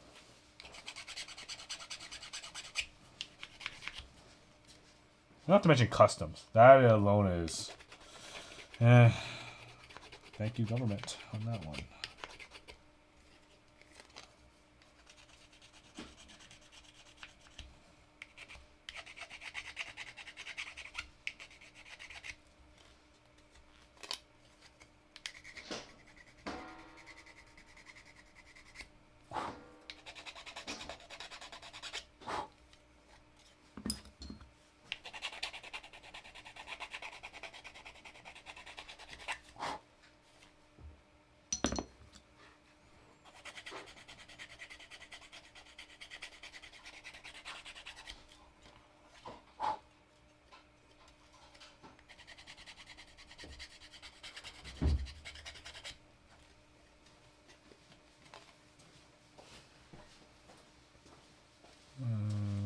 Can't read that far.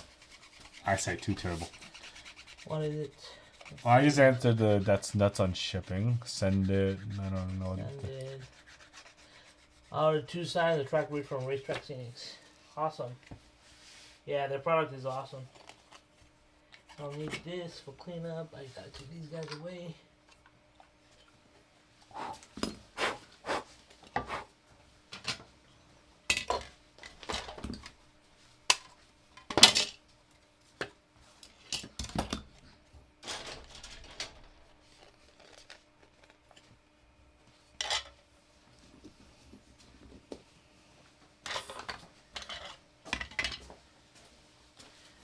Okay guys, if you want like these custom mats, like these mats that we're using, we print them in-house.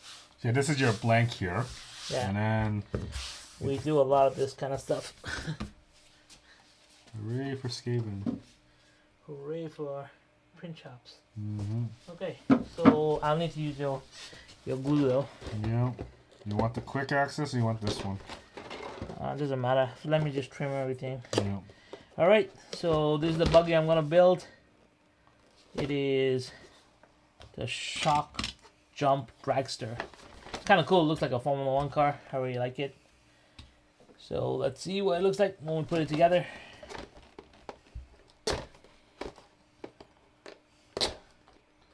Now, side note, I would like to actually thank Ivan for this, finding me this glue. Because he was the one that first brought it to my attention when we were having a build night like this. And we're finagling around these stupid GW bottles. And he brings this out like, oh my, it's just... again, it was just so enlightening just using this brush. Never went back. Yeah, the fingers, if you could, yeah, I would definitely ship. I don't mind. I'll ship it anywhere. I'm not going to put the base on because these guys are not going on bases. Yeah. So. You don't need the base. Yeah, I don't need the base there. So that's the kit. It comes in 1 sprue. I love. Lucky bastard. Hey, what was that? Nothing. I heard something. No, you just heard nothing. So yeah, let's just get me how to use these clippers. And this is the assembly instructions. Not too bad, pretty easy. All right, what do I need? I need the need for speed. I need my chassis. So this is the chassis. So that's the top side. I'm interested like how we're gonna mount a motor pod in there. It's pretty interesting.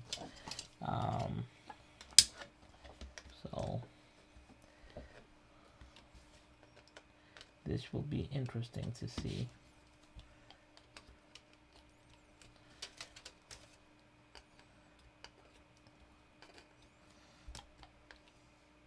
Yeah, these clippers have been cutting paper clips, so they're not that good.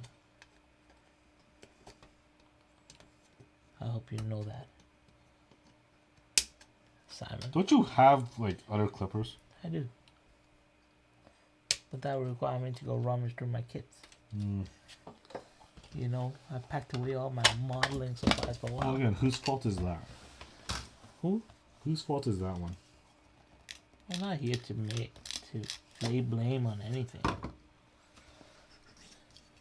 So Simon uses a flash thing. I just use a knife to remove flash. I'm used to doing it like this.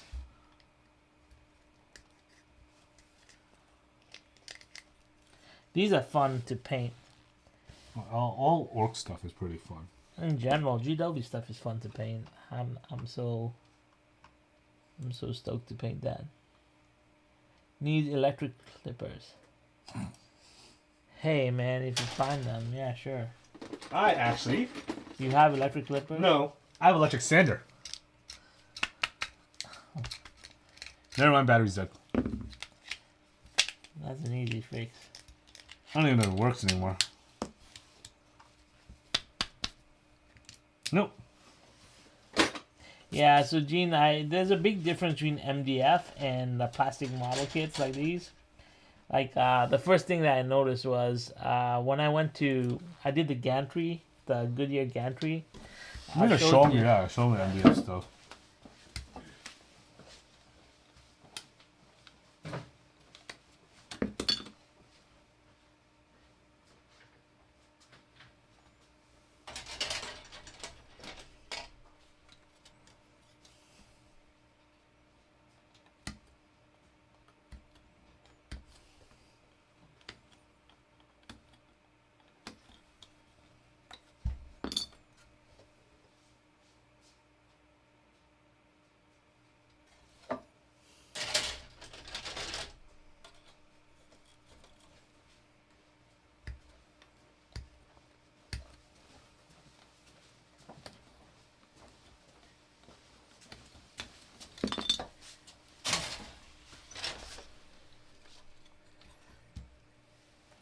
Maybe we'll switch camera temporarily. Yeah, I'll switch it back to this camera here. All right, so that's the camera. There it is. So this gantry, this is a magnetic racing gantry. This was given to me by MP. I actually make my own gantries as well. You have one there too. I do. Yeah. You may as well grab it.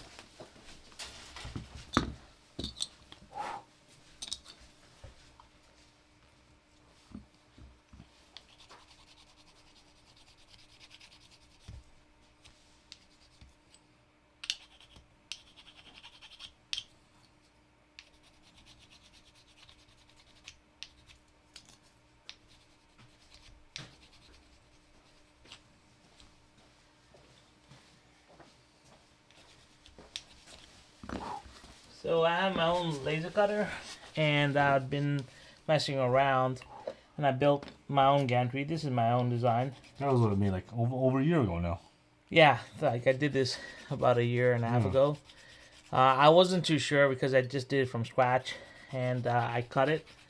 And at that time, I was on a mission to actually create my own terrain.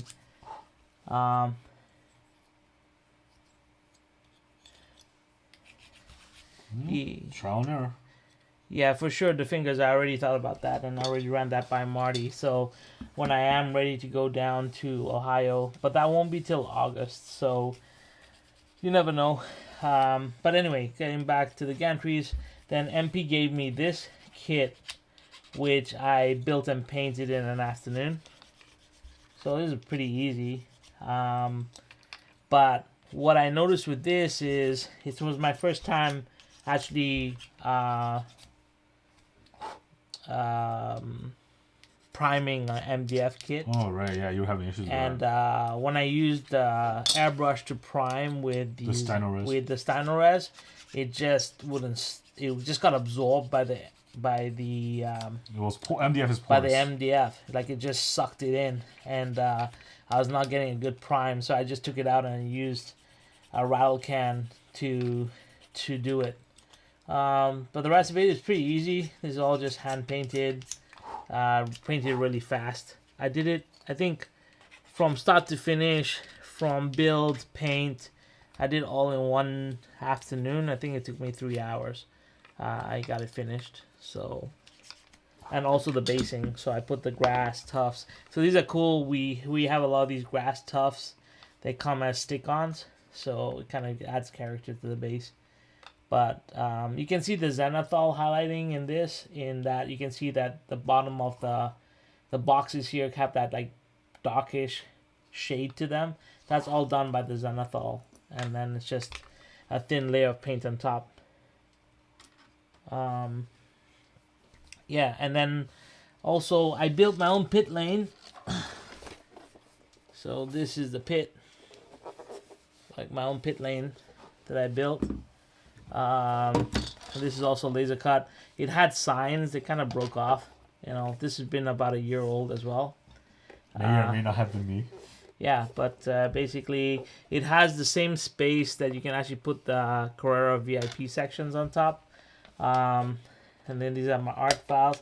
But what I really like is I built my own like toolboxes. So, and they have little tools on them. I'll just put this down. Yeah, so they have little toolboxes, and then I cut all the little tools for them. So it was kind of cool. Actually, I have an overhead. Why not just do the overhead? I have so many cameras here. Let's do the overhead. So yeah, there you go. There's an overhead. So yeah, you can see the little tools that I made for them. Yeah. And yeah, it's a very simple toolbox. But yeah, it sits inside the pit box. And yeah, I thought it was pretty cool. Yeah, and yeah, I used to build these. I used to do them all with my laser cutter, but I never wanted to encroach on anyone, so I just used to do these kits for myself, and I built them. But at this moment in time when I was doing it, I wasn't really into terrain building. I hadn't found my niche yet in the hobby. I was just doing it to see if I could do it, which was, you know. Also, we have a laser cutter sitting there. Yeah. Why not use it? So I like to experiment a lot. Yeah, so I can draw my own patterns. I've been able to do that for a long time. My mom's an architect, and I've been in CAD. I'm an engineer by trade, so CAD drawing is not difficult for me, or even I use Illustrator a lot. So yeah, doing drawings is not hard. But yeah, if I need to, and now with Rob Larson, which you guys saw his work, I'm actually excited to work with Rob to bring some of his creations to life in MDF maybe. We've been talking about that. He's very unique. His kits are very different. I know like Racetrack Scenics does like realistic kits, but I think there's a space for really cool modern architecture and modern architectural finishes. So I want to do some work with living walls cut in MDF. I don't know if you guys know what living walls are, but they are walls that will curve just by cutting MDF. In a zigzag pattern. I remember talking about that years ago. Yeah. So it's really cool to do that kind of stuff. 46. 46. Yeah, good luck reading those. No, it's fair. Oh, right here. Never mind. I have built so many kits too, Simon.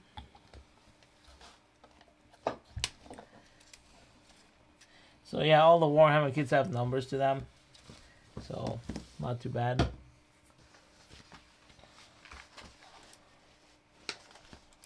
Yeah, woodworking. SketchUp is really cool. When I used to do trade shows, because the whole reason we have a print facility and the whole reason that we have, all the print setups was actually for trade shows. I used to build custom trade show booths. So I used SketchUp before to do a lot of mock-ups for booth designs. And I've done designs for SEMA. Like I've actually won awards at SEMA for my booth designs. And that's really where I used to shine. I really like doing like interactive creative booths. You want long fence, box fence, or fence jutting out of that? Huh? Because you have the option of long fencing, box fencing, or fences sticking out of that. Just do long fencing. Long fencing? Alright. Yeah, because I'm going to put a retaining wall before the base. Alright. Yeah, so some of these kits you have of alternative builds within the build itself. So here you could see it. You get to choose which style of fencing you want to do. So that's what I was asking him, because it is going to be kind of his terrain choice on that one. Leave it to the dealer on that.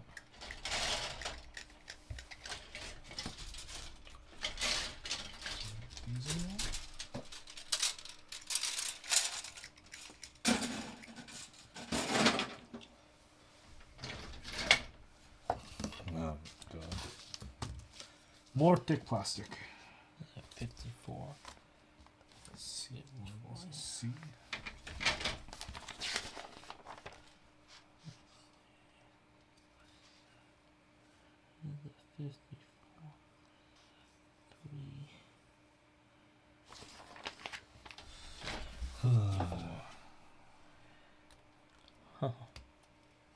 Tired already, son? No, this stupid heavy plastic.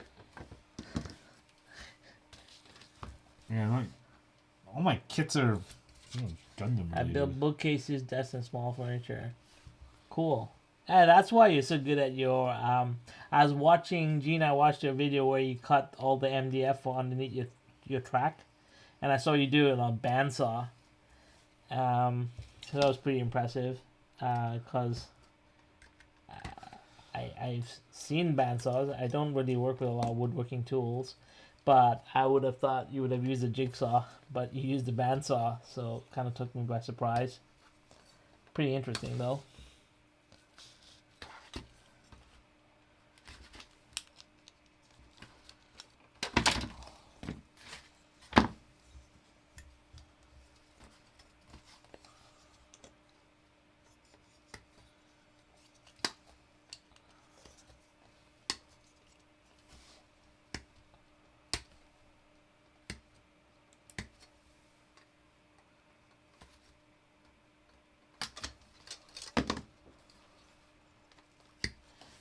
Yeah, furniture is cool, 100%. Wood is such an interesting thing, medium to work with. Mm-hmm. You can do so many crazy things with wood. I love watching like people build those lock boxes that don't require any screws, or it's all peg related, right? Yeah, like I'm fascinated by like the living wall stuff, like Mm-hmm. I told you. Yeah. Being able to like build, or like smart furniture, furniture that converts itself to other things. Mm. I'm fascinated by that. Pretty cool. Well, who doesn't like Transformers?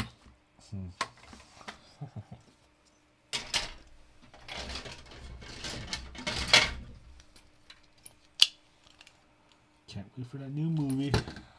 Right? Yeah, when is it coming out? Yes. What? What does that mean? Yes. I don't Means know. you don't know, right? Sometime in the summer. How about that? How about yes to that?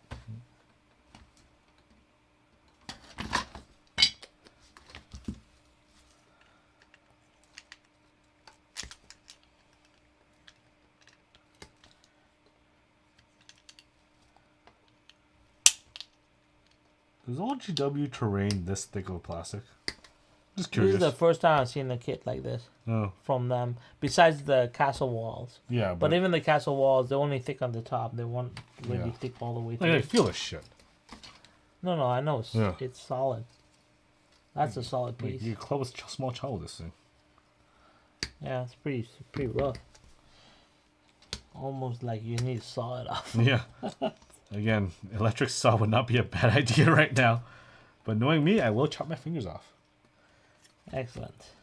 Last thing we need. We chop fingers. 58, 22, 30, 14, 23. 58. This thing.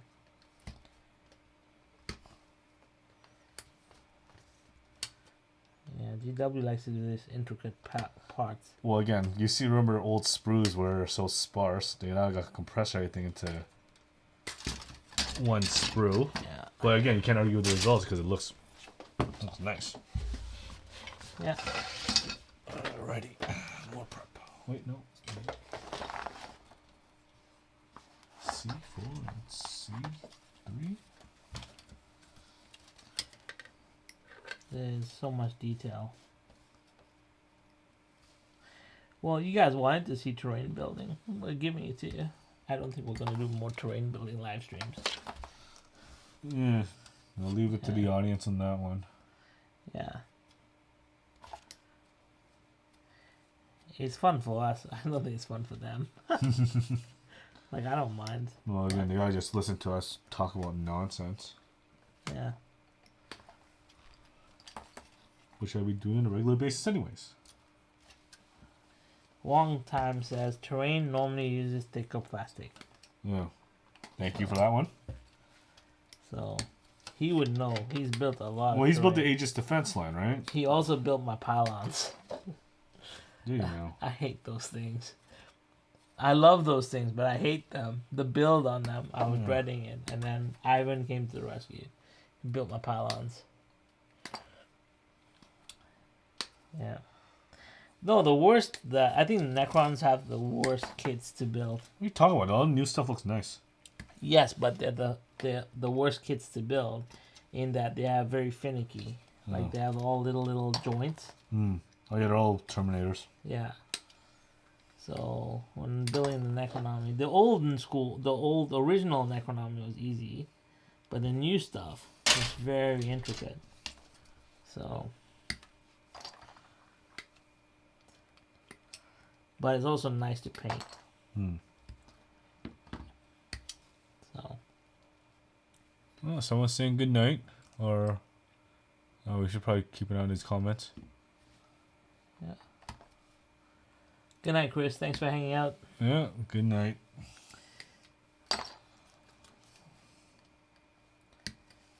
Time is it? I don't even know. Time? What's Sure. time?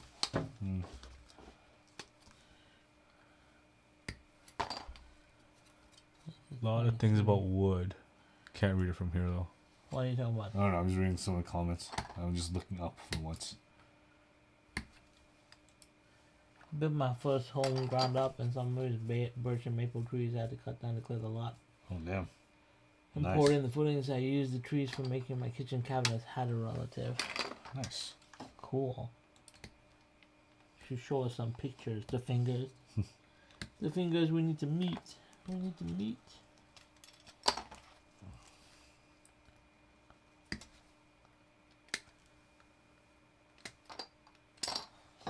And once again, we apologize if we're missing some of your comments. It's just head down, working.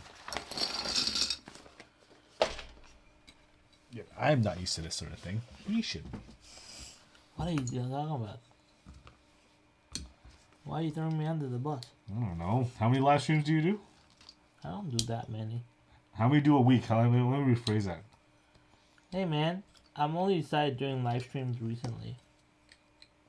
Again. So, and the only reason is because I wanted to unbox the models, and then now people want me. Oversaturating the product. What did you say? Nothing. Am I diluting the content? If you guys think I'm diluting the content, just let me know. I'm not intending to. But I like live streaming. I mean, I could just build in silence. That is true.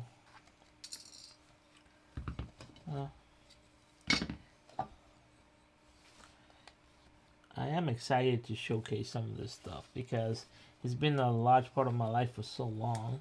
So being able to share it with you guys really is exciting in a way. So, but I also get it if it's bland and boring. This is a very complicated piece to put together. Well, you see the detail in it. Like, you just even look on the outside of it. It looks pretty...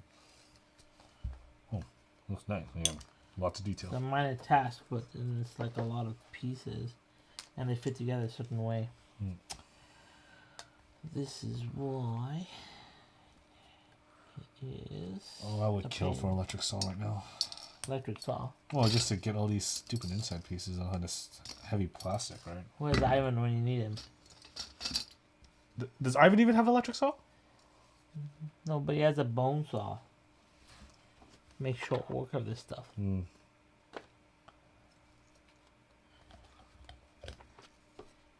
Got that bone saw of his. We're just getting these stupid inlets.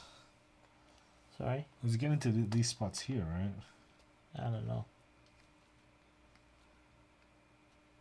I have a pneumatic bandsaw at work, but I need a compressor to actually use it here. Maybe I think Milwaukee makes one actually. What? Like again, a handsaw, but using the M18 batteries. Yeah, if you want Milwaukee, I'll buy it. I love Milwaukee stuff. Yeah, most of our shop converted to Milwaukee. Yeah, why? Snap-on dead? Snap-ons overpriced. Same gun, less torque, less everything. Also, you're paying the Snap-on tax. Oh. I made the same 3/8 gun, which is like half the power of the Milwaukee one. It was like $600-700 because there's a Snap-on sticker on it. Wow. Yeah, I love Milwaukee. It's my tools of choice. Just dominated that cordless market. Well, they make a good product, like the M18 and stuff. Yeah. Is really Well, again, the complete interchangeable batteries just does wonders. Yep.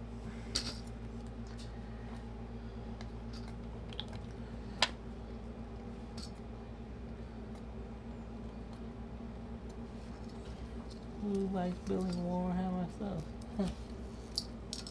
We do. What the hell is that? 6 and 6. 6 and 6, yeah. So interesting. How many hours have we been on? I have no You idea. told me. Oh, not yet 2 hours. Yeah. So what? 11:30? About. It's around 11:30.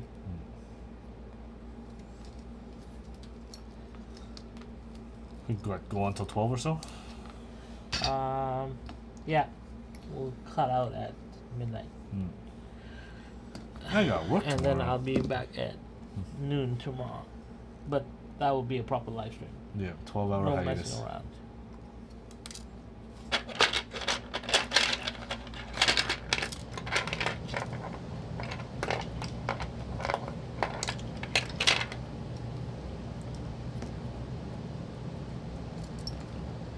This is rough. Rough. You have a sander? Which one? I just need a little. I need to be able to take this off. Some flash here.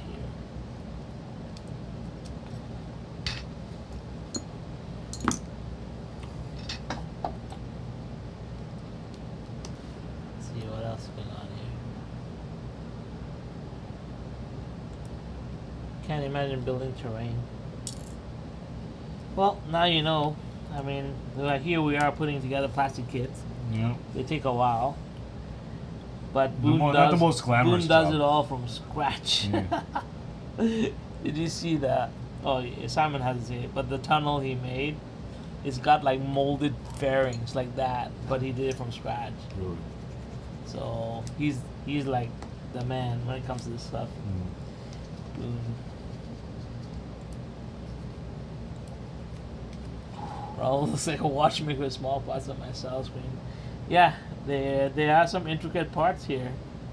Even I'm surprised. Well, I'm not really surprised. It's just intricate parts. But that's part of the hobby. You know, I think it's cool.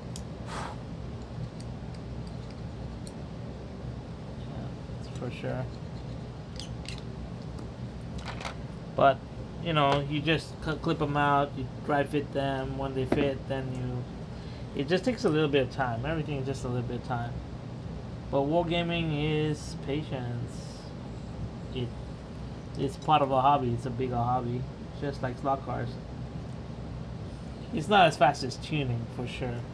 Like tuning, you get instant gratification pretty fast, but not when it comes to. No way you're starting from this, like, again, starting from terrain phase all the way up. It's not instant gratification for No. us. Like it's actually a labor of love. I think wargaming is a labor of love in that, like with slot cars, unless you're scratch building, I think scratch building, yeah, it is a labor of love, and in a way, like.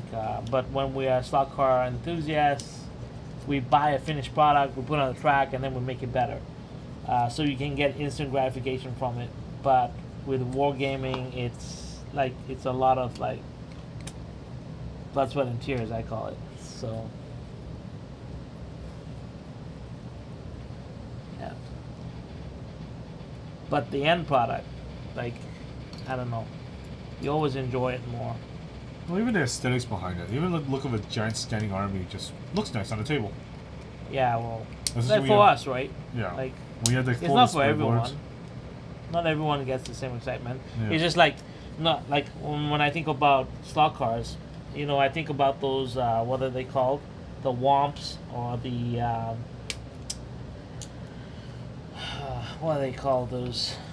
Just the bodies. I don't know what they're called anymore. Maybe the fingers knows.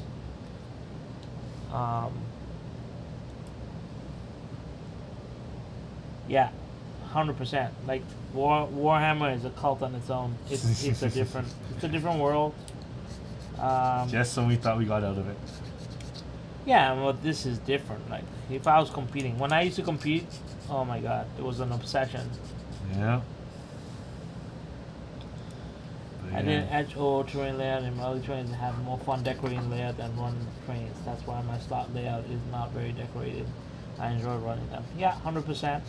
When I started, when I didn't expect to be doing this, honestly. I didn't. Honestly, I never expected to take this route of actually building a terrain table. But what happened was, Boone got a hold of me, and that's what happened. And it's good. I mean, I found, like I said, when I first started in this hobby, all I wanted to do was review cars, collect cars, and that's it. And I never thought that I would become that integrated into the hobby. Well, at first we tried doing the racing circuit, right? No, but even then, like, that was with us, right? Yeah. We were just, like, friends hanging out, racing, right? But you never took it seriously. No, I didn't. You were never tuning your cars or anything, right? No. And I was just collecting cars. Like, for me, it was just a collection, right? No, but you were still relatively... Well, again, anything compared to me is infinitely better, so... Well, no, but let's talk about from the beginning. Like, when I got into it, it was just about slot cars, collecting slot cars. Even in 2008, when I got in, I collected track because of nostalgia, right? Yes. I remembered what I was doing when I was a kid in Kenya, right? And having the track kind of connected me to my grandfather, right? Yeah. Okay, fast forward, when we got back into it because of the pandemic, we were not hanging out. I pulled out the slot car track, I put it together, but we didn't really get into it. No. And then we started racing, but not everybody was into it. People were just doing it because, it was there. Nothing better to do. Or something to do, right? And I also, when I decided to start YouTube, I just decided to quit wargaming, and I was like, okay, what am I going to do? I'm going to do YouTube. Yeah. And then I needed something to create content for YouTube. So I'm like, hey, these slot cars are pretty cool. Again, they were sitting on your shelf for the longest time. They're all on the display on your shelf. It's like, oh, why not? They were cool, and the other thing was I wanted to know if I could capture them in high speed. Like, that was basic principle of it, right? I didn't really think I was going to become big in the community, right? Or do things with the community. I was just like, I'm going to try and just capture cars on YouTube. And that's what I did. And then Travis reached out to me. It was really funny because, so I was watching MP and Travis. I was like, I was trying to see what other YouTubers were doing. I was surprised that, like, nobody was doing slow motion or camera cars. There was few people doing it out in Europe, but there was nobody actually really doing it here. So I decided, you know what? I'm just going to try and do it that way. And then I was watching YouTube, and I was watching MP and Travis. And I was like, you know what? I should just reach out to them. Well, that's the thing. The first time I went to Ernie's. Yeah, but the first YouTuber to ever reach out to me was Travis. That's that guy out of Australia. Yeah. He was you were telling me that. He was the first YouTuber to actually reach out to me. After I reached out to him and said, hey, I really enjoy your content. Have you, I'm planning to do X, Y, Z with slot cars. Yeah. What do you think? And he jumped on a call. Like, he didn't even like message me back. He actually called me on Instagram. Yeah. I was like, whoa. Here's a guy who's like got lots of views. I was just starting out. I hadn't even got like not even 100 subscribers or anything, right? And he was a guy that had like a couple thousand views reaching out to me. I think at that time Travis was at 4,000 subscribers, and he reached out to me and said, hey buddy, and then he was really friendly, and I remember that. I was like, oh wow, like, he's really friendly, and you never expect anyone to reach out. Yeah. So I had a little chat with him. I showed him my setup, and he's like, bud, you're you're way ahead of some of us. So he's like, continue doing what you're doing, and that's basically Well, what you need got that me little vote going. of confidence every so once in a while, right? Well, I didn't know, right? So I was like, oh, cool. And then MP reached out to me and said, hey, I'm going to Ernie's Scale Racing Center, and I was like, oh, I don't even know where that is. Yeah. I didn't even know Scale Ernie even existed at that point. And I got introduced to Gary from Heroes World, who was a big into slot cars. Well, we always knew Gary, but then he's just Yeah, but I Gary, didn't know Gary, like his slot car world, right? Mhm. And he's like, I'm going to go to Scale Racing Center. Would you like to come with me? And then I was like, sure. And we ended up all going. Remember that day? Mm-hmm. And they were racing wood track upstairs, and boom, there was MP, and that was the famous wave that I did. And Yeah, I waved remember. back. He waved to me. Yeah, and I was like, oh, and then I got curious about the people in the hobby, and at that time Marty had just started producing content as well, and I reached out to Marty because at that time Marty was very fresh and I was completely fresh, and I said, hey, I remember reaching out to Marty and saying, hey, you're doing a great job. I love your voice, and it was good. Who's that? Who's texting me?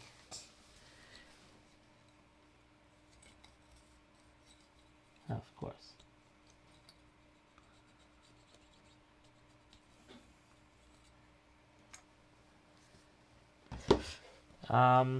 Yeah, and then we started doing,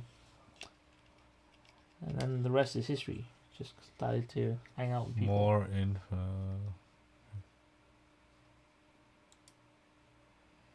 We were there to go kart, and you actually enthralled by slot car track there. Yeah, that's again. That's how I got into it.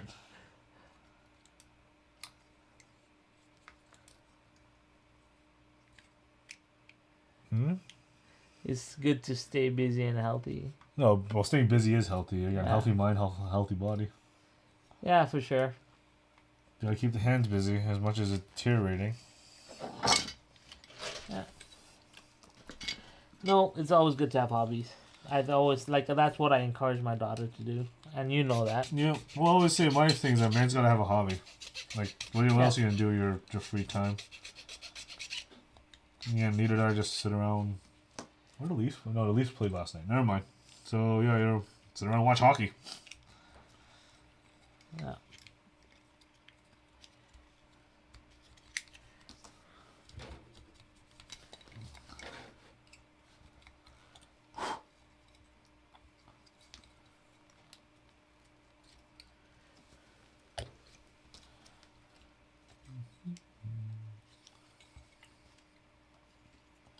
I love the little gizmos and gadgets in this buggy. Well, again, all the orc kits do such amazing good detail on it because they could do whatever the hell they want, right? Yeah, I still don't know how this converts. Like the axle is so high up on this chassis. How are you gonna convert this to a slot car? I don't know. You'd have to maybe cut into it. Be interesting. Well, it takes a smart man than us to do that.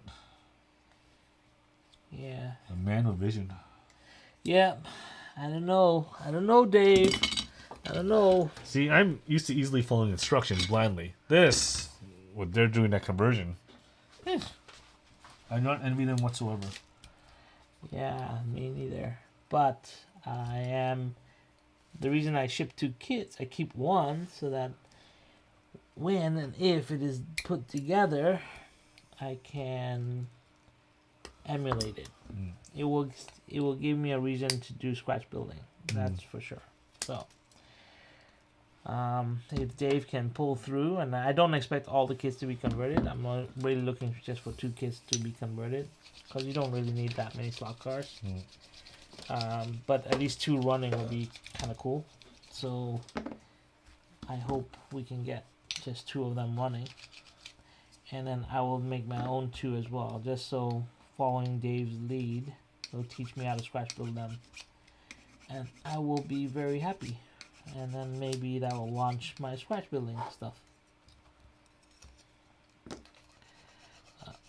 Talking about building, I still gotta build my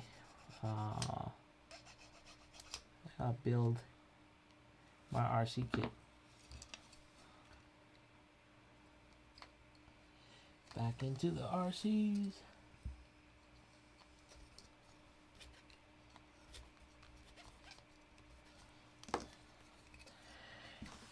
So a lot of details in this kit.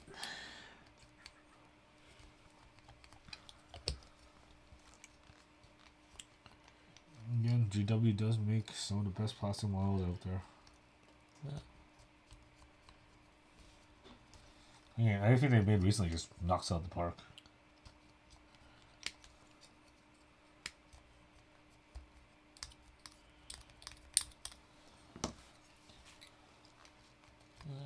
Yep.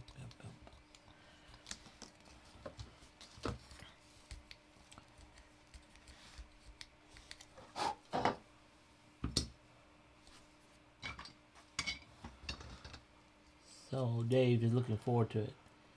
It's always some fun to do something new. Challenge fully accepted.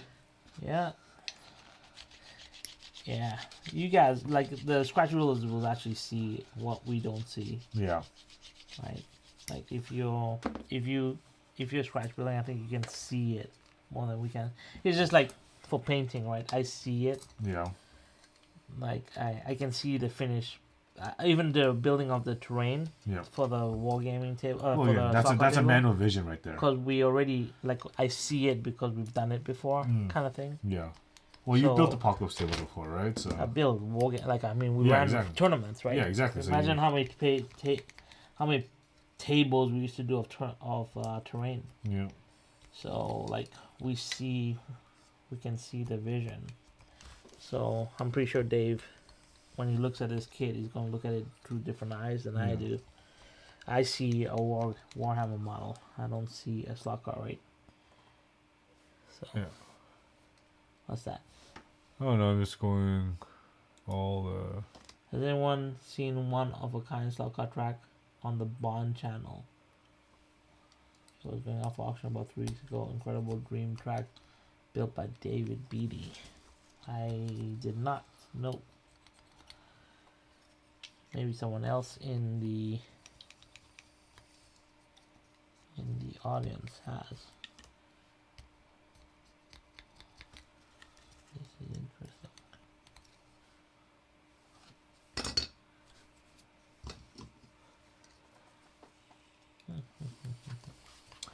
Interesting.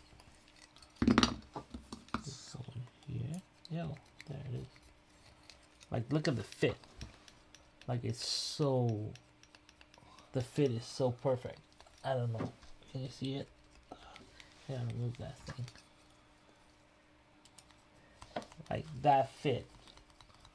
The joint for this rear axle is so precise. Unbelievable.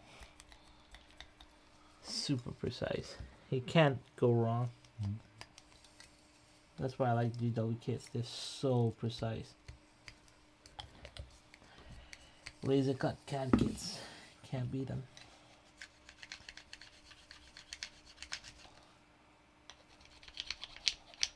And then you lose sight of what you're doing. That's what happens. What the flip?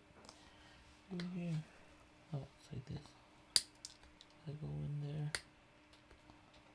And there. Boom.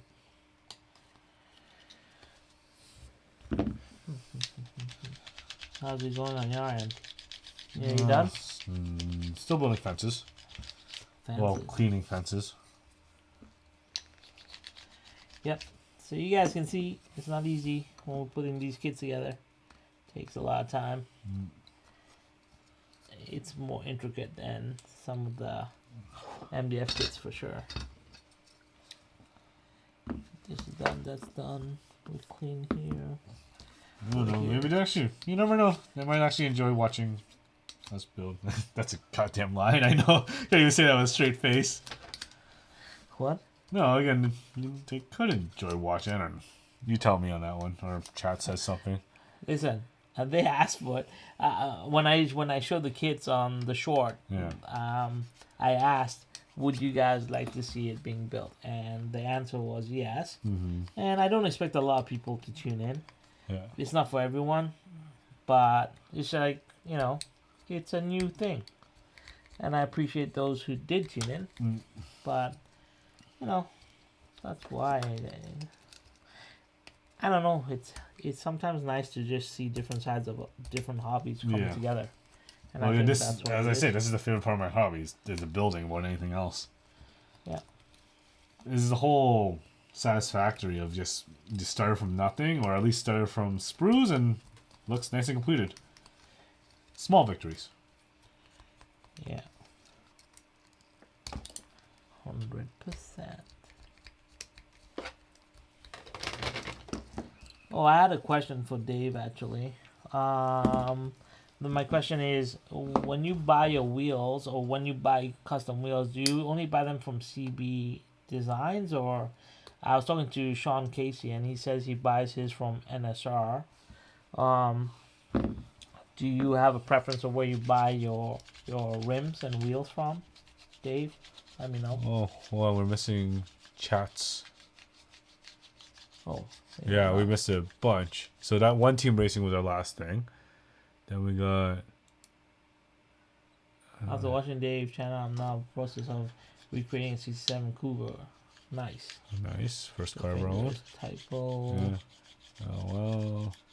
Trackman. Like that. Well, check it out and have a napkin to catch the drool. Hmm. For sure. That's cool, G. Think Marty's looking to build his first car he owned into a slot car too. Yeah, Gene's been having fun with scratch building. I'm out of here later on. Good night, Alright, good Clint. night, Thanks Clint. for hanging with Yeah. us. Yeah, I think we got up there. Oh.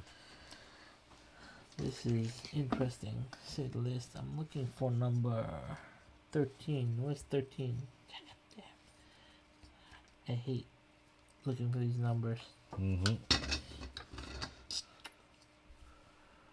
That's 27, 13. Oh, he just answered you.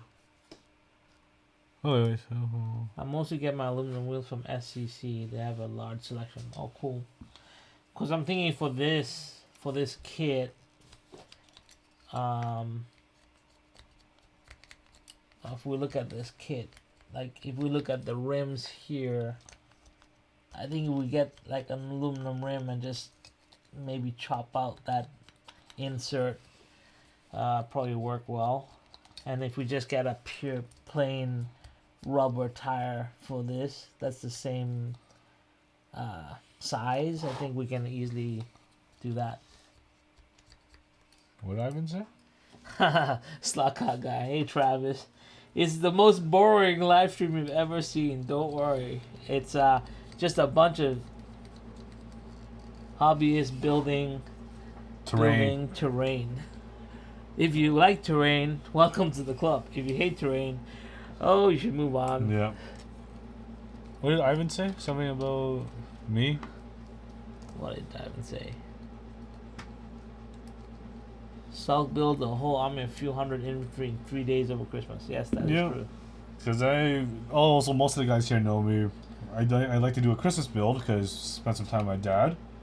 Watch all of Lord of the Rings extended cut, 12 hours, and all of Star Wars, well, the first 6 Star Wars, and just build something in that meantime. Nice little Christmas tradition I always have. So normally it's Gundam, but one year I built an entire Horde army with about like close to 200 to 300 models in a span of, 2.5 days. So Travis, if you're logging on, you're just coming in. We are building, well, I already prepped the models I'm going to be painting tomorrow. And now I'm building this buggy. Buggy that I want to convert into a slot car with the help of Shotgun Dave, who's in chat. So I already shipped out the kits to Shotgun Dave, so I'm just building a second kit as scenery pieces for around the track. As you know, I'm building a monster track. I think you put them in the garage too, put them in the shop.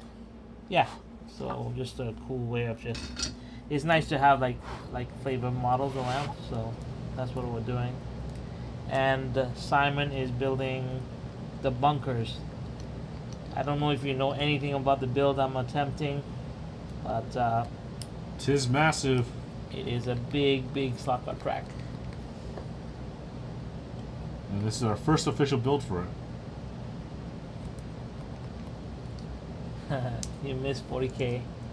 Yeah, well, I miss wargame. I don't miss wargaming. No, you don't miss wargaming. Yeah, I followed the hype, and that new trailer that they dropped, like, literally got me hyped. Because it was a showcase of pretty much my first army, which is Tyranids, and you never forget your first love.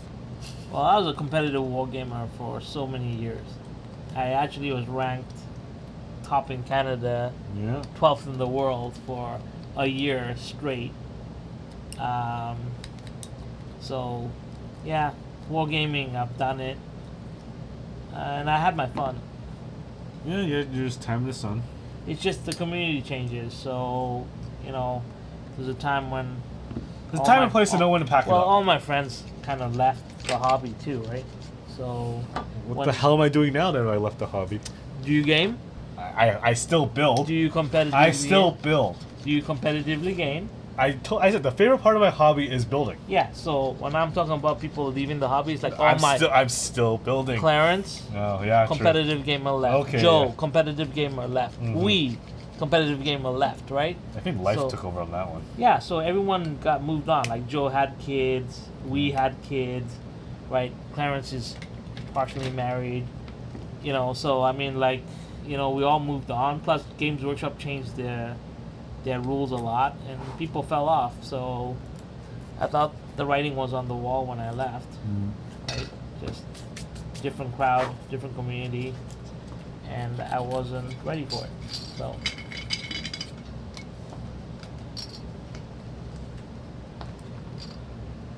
question for Dave: can you make tires out of the mold silicone, or do you use something else? Gene, I've never made silicone tires. Tried them a few times and I don't care for them. I prefer urethane. My first love was Dark Angels, man. I wish I kept it all. Almost built a layout when I bought my slot shed. Nice. Nice.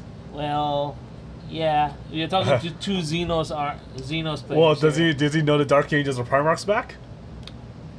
I don't know. Yeah, Lionel Johnson's back, so might start buying again. Again, GW's bringing back so much of this stuff, and again, get on the hype train.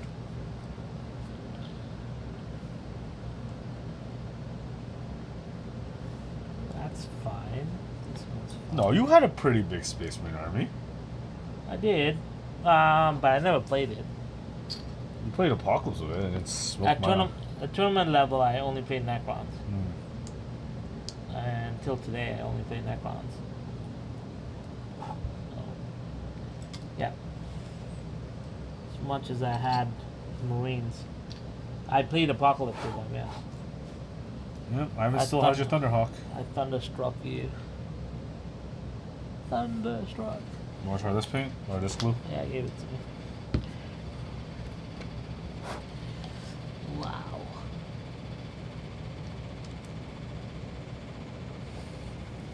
Oh, really? You play Hero Quest and Space Hulk? I want to play Space Hulk. The new Space Hulk has come out. Well, It's all 3D like. well, no, pretty cool. that's been out for a while. Yeah, but I I've have never those played Space it. Hulk, and I just used them all for more Gene Stealers. Yeah, but we've never played it. Well, I played it once, I wasn't the biggest fan.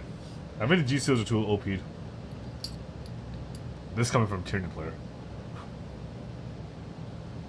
You think your Tyranids are OP? No, only in Space Hulk. Yeah. Okay. I love the game though.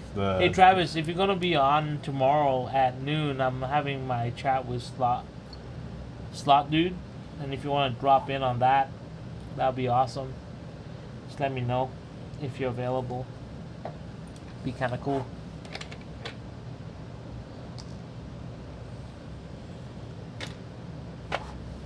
I guess when you guys are doing your scratch build army cars, you guys have to put together all these motor pieces. It's almost the same thing I'm doing here. 15, 24. Oh my god. I don't like doing this. 24, 15.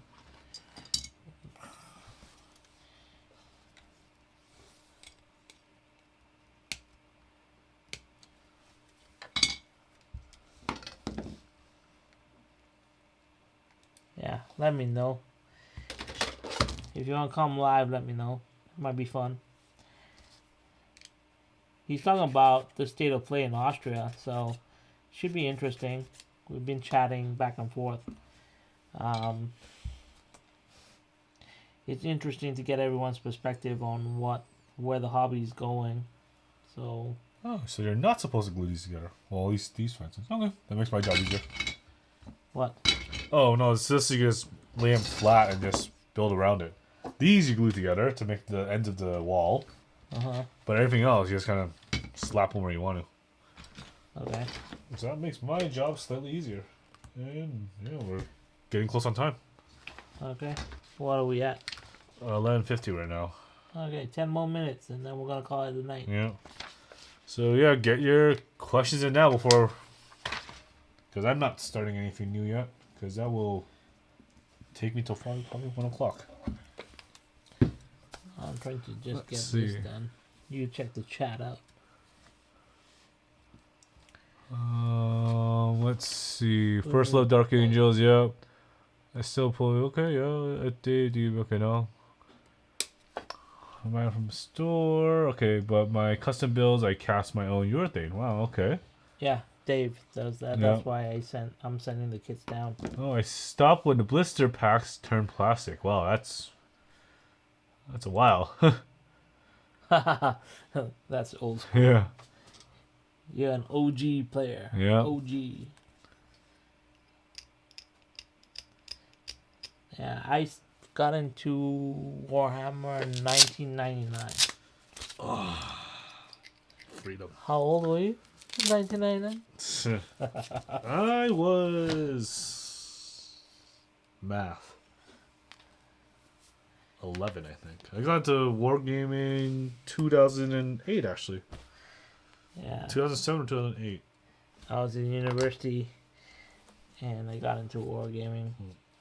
But actually, I didn't get into it. I just bought the Warhammer Fantasy 5th edition. That's my claim to fame. That's it. Well, yeah, for those who actually build on the go like I do, it's really good to have one of these little toolboxes.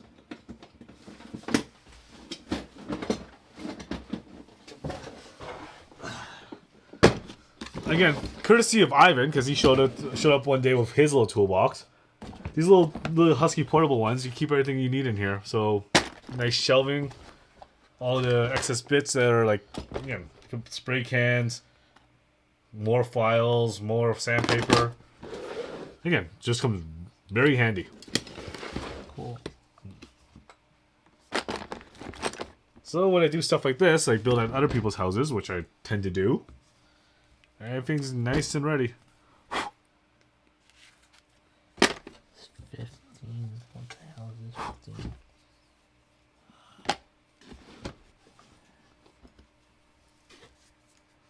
I love these glass See, files. Dave, these kits are not that easy. It's all these little parts that they have.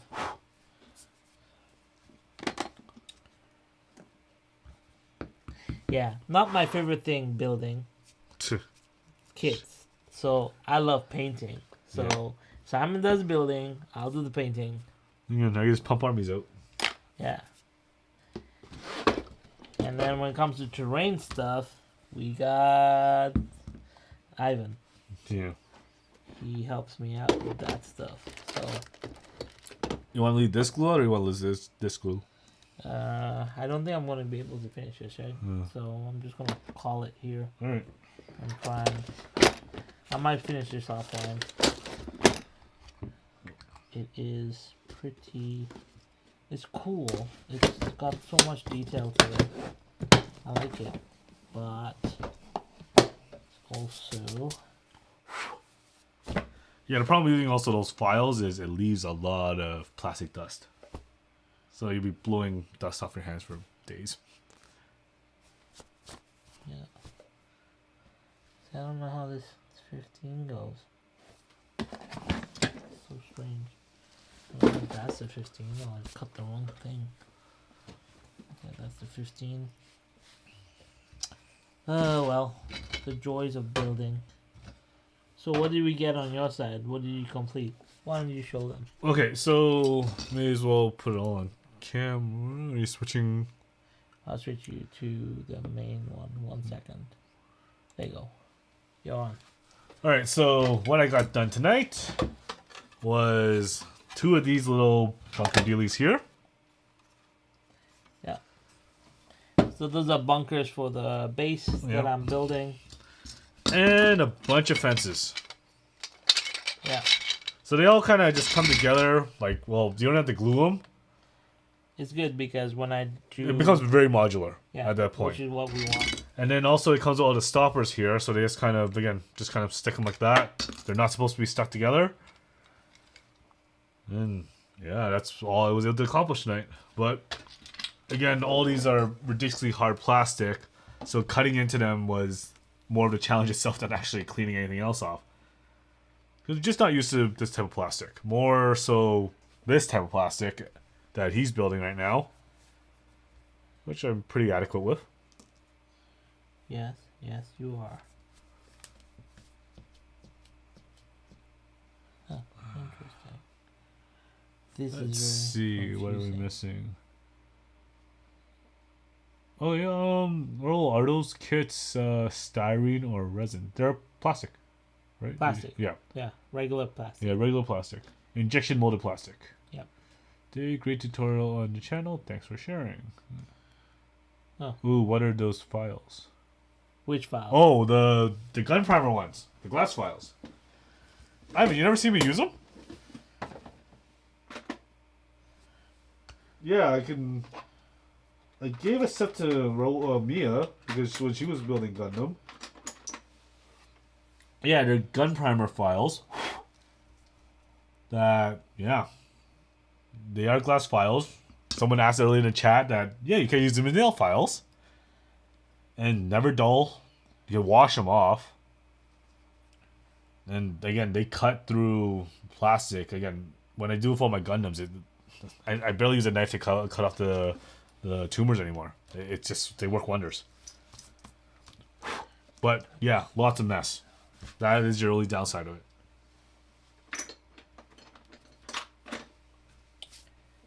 Yep. Any other questions?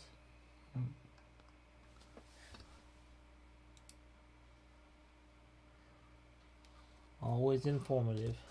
Well, I hope so. It's just a live stream building. Oh no, Hanging are you out. talking? It just seems. Wait, hold on. One of those files. You're welcome now. I must always seem to miss your live chats. Just What are you looking at? well, I'm reading what the finger wrote, but I can't remember what context it's supposed to be. Yeah. Sometimes you just chat in the chat. Okay, yeah. Yeah.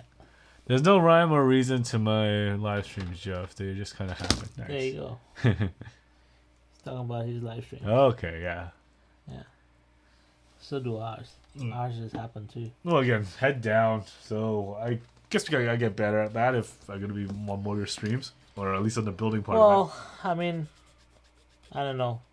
We wanted to showcase how we build. it. Mm-hmm. It was easier to do this together than separate, and showcase the build modes. Thank you for the compliment on how. The fingers quickly- always. Yeah. Always. He's a thank good hype man. I need you Yeah. in my corner more often. Yeah, the finger is called the Slacker Hype Man. Yeah. We should make a shirt for it. Call him the Slacker Yeah. Hype Man. Yeah, Ivan says might have to look at getting a set of those. Yeah, honestly, can't go wrong with them. Who has it? Hilton Wig has them. So yeah, if anything, shoot him. Weird. Yeah. Or what? I'm having a weird Yeah. trouble with these. Because in this image, Yeah. right, it shows that Let me see. I'll just, Shift. I don't know. No, I got it. Oh, you got it? Oh. Yeah, I'll finish it off. It's just strange the way it was. That's all. It's fine. It was great to see you live. Oh, yeah. Would you like to, again? Would you want to do this again, or again? This is your. It's not me. It's what they want. Yeah, And true. If you guys want to see it again, for sure, we'll Yeah, bring we it could back. because there's a lot more terrain that I needs know to be this built. is not war. It's not. It's Slot not car. slot car per se. So, you know, we weren't sure how it's received. Yeah. To be quite honest. Yeah. So I mean, like, if you guys really like this kind of stuff, yeah, for sure, we'll bring it back. Do I like having someone in my channel? Always. So I appreciate Simon being here. I think that's the most important thing is, you know, when you can share it with your friends, it becomes, Well, again, it's it's what it's about for me, especially, I think. So, you know, like, anytime I get to hang out with my friends, build, chill, it's normally even I'm down here when I'm building Lego, just by myself, listen to music and or stand up comedy for that matter. I can only listen. Well, you know, I can listen to Chappelle all the time, but yeah, I can only listen to it enough times before I remember everything he says. Well, the truth is, like, I don't really have a lot of people to do slot car stuff with. Yeah. Right? But when it comes to, like, modeling and building, the whole, like, my whole crew is into that stuff, right? So it's easy for us to hang out. So that's why building this table is going to be fun, because, you know, the whole crew can come in and hang out and just have fun for the evening and put some work in. So. Oh, you and. What do you say? Just hit this. Oh yeah. So it's great to see it live. Okay, after that, trying to keep my daughter watching the Lego builds. Oh, thank you. I appreciate that. Again, anything you'd like to, especially on the wall. Or let's just point the wall a little bit. Anything you would like to see specifically next, but we kind of have a somewhat of a schedule. The fingers, you send me your address. I'll send something for your daughter. Heard the man. I'll send it out. Just send me your address. You're passing the mouse. Here you go. Yeah. Does not have to be slot car. Well, it is your slot car channel per se. Who said that? Well, again, even the finger says it does not have to be slot car, but a little bit of variety is spice of life. Yeah, and you know, I told you with my whole thing right now is, like, I've been doing the slot car reviews for so long, and it's not really showcasing all your skills. It's not showcasing, you know, my talents in any way, shape, or form. Yeah.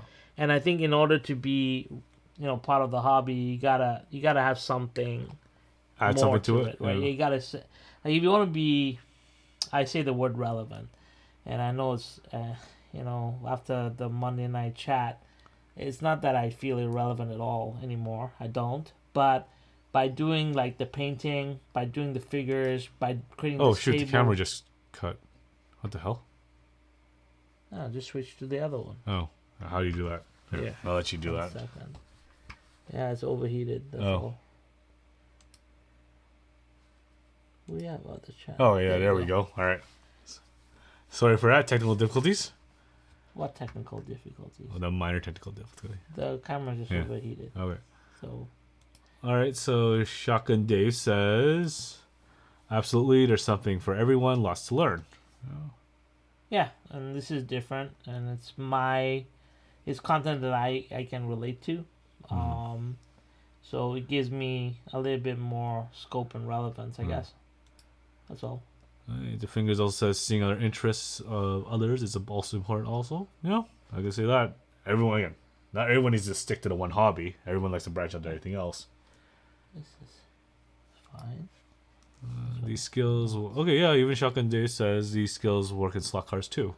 Yeah, and that's what I've found. Like I keep on saying, like, slot car world is like an onion. You keep on peeling back layers. You know, what I thought is irrelevant is actually relevant, and you know, this in a way is, you know, it can relate really well. Mhm. Like, and that's what I want to bring. Well, again, even when it comes to building your actual like your terrain for your original track, Yeah. you were contemplating how to actually put the figures in, and actually painting them and doing that. But then that all comes back to your why did I just packed away my airbrush, and now you got to bring it back out again. Yeah. Because that for a was while you true. packed away all your paints, all your hobbying supplies. Because when I quit wargaming, it was over. I thought I'll never see this stuff again. I won't be airbrushing again. I'm gonna play with slot cars. They're already pre-built. Yeah, pre-painted. Pre-painted. Like these skill sets don't carry over. So how wrong I am because, meeting Boone changed my life in terms of really seeing what I wanted to be in the slot car world. So, I mean, that was a great thing. And it's, Boone and I chat a lot, and he's a big part of this whole build, and he really motivates me and pushes me forward. And sometimes you need that. You need that to keep going. So, and also like when I did my lives, I didn't want to do a live stream just by myself. So I did all like inviting people to my lives is a big part of what I like to do. Yeah, well, again, you're a very communal person. You invite again once people enter. I'm going through it. Just keep. Okay, here you go. Go ahead. All right, so Ivan Wong is asking, aren't you getting back to RC racing? You know the answer about that, Ivan. I am getting back into RC racing, but there's a reason for me getting back into RC racing. As you guys know, I built a commercial track in an RC facility, right? And in order to Promote it. I think You had that to enter their world for them to enter yours. yeah, exactly. Yeah, like It's a give and take. I was at the track. I was at the track and I was watching them race, and I saw them. I saw the interest in slot cars, but for some reason they wouldn't pull the trigger. So Pun fully intended. I went. Yeah, well. So the next day when I went to the RC shop, and I was like, you know what, I think I should get back into RCs, because if I'm going to hang around them all day and I'm just going to stand by my slot car track, they're not going to interact with me, I'm not going to interact with them. So I was like, you know what, I don't mind building a RC car. Yeah. I liked it. So the next day I went to the RC shop and I pulled together a whole package. I was very shocked. I thought it was 1972 and the TV just signed off for the night. Huh? He thought it was 1972. You know when the camera just went off? Oh, yeah. Static. Technical difficulties. What is the finger saying? I'm a communicator? No, again, Jeff agrees with that. 1972. All the builds crossover from one hobby to another, learning different techniques. You can use one another aspect of a hobby. Yeah, exactly. Agreeing to what you were just saying. Yeah, so, I mean, I joined the RC guys. So And that I you can are, you're the communicator for sure. I am? Yeah, so he says. Okay. Yeah, so again, is that give and take where you have to... I'm not Marty, though. Marty is like the uber communicator. He's like Rico Suave. Yeah, I love Marty. Marty brings a lot of life to me. So, anyway. This is becoming technically not happy. I'm not happy about doing this. You can continue it later. Anyway, I think it's time to pack up. I had a lot of fun hanging out with you guys. I hope you guys had fun with us. Thanks for joining us. Tomorrow I will start the airbrushing. That's where I have a lot of fun. Building. Simon's way better at it than I am. I can do it, but I think right? it gets easier when Simon's That's mine. in the zone there. Yeah. Yeah, so we thank you for hanging out with us. Yep. Thanks a lot. Remember, Thanks for your comments and everything. Yeah, we appreciate it. Remember that if you are interested in following along with airbrushing, it will happen tomorrow. I'm going to do the Zenithal highlighting tomorrow. We'll get that all set up, and then from there we'll go into color. So tomorrow's going to be black and white, just airbrush. But yeah. And thank you, Simon, for hanging out with us. No worries. And maybe if you guys like, we can bring Simon back and can build some more. But other than that, it's been fun. Yeah. I'll see you guys at noon tomorrow with that Sulk Out Dude. I'll see y'all when I see you, unless you want to see me on my channel. Yeah, and if you want to see Simon on a regular basis, just join Conquest Lair. You'll see him build Lego at super fast speed. Otherwise, take care, guys, and we will catch you later. Have a good night. Have a good night.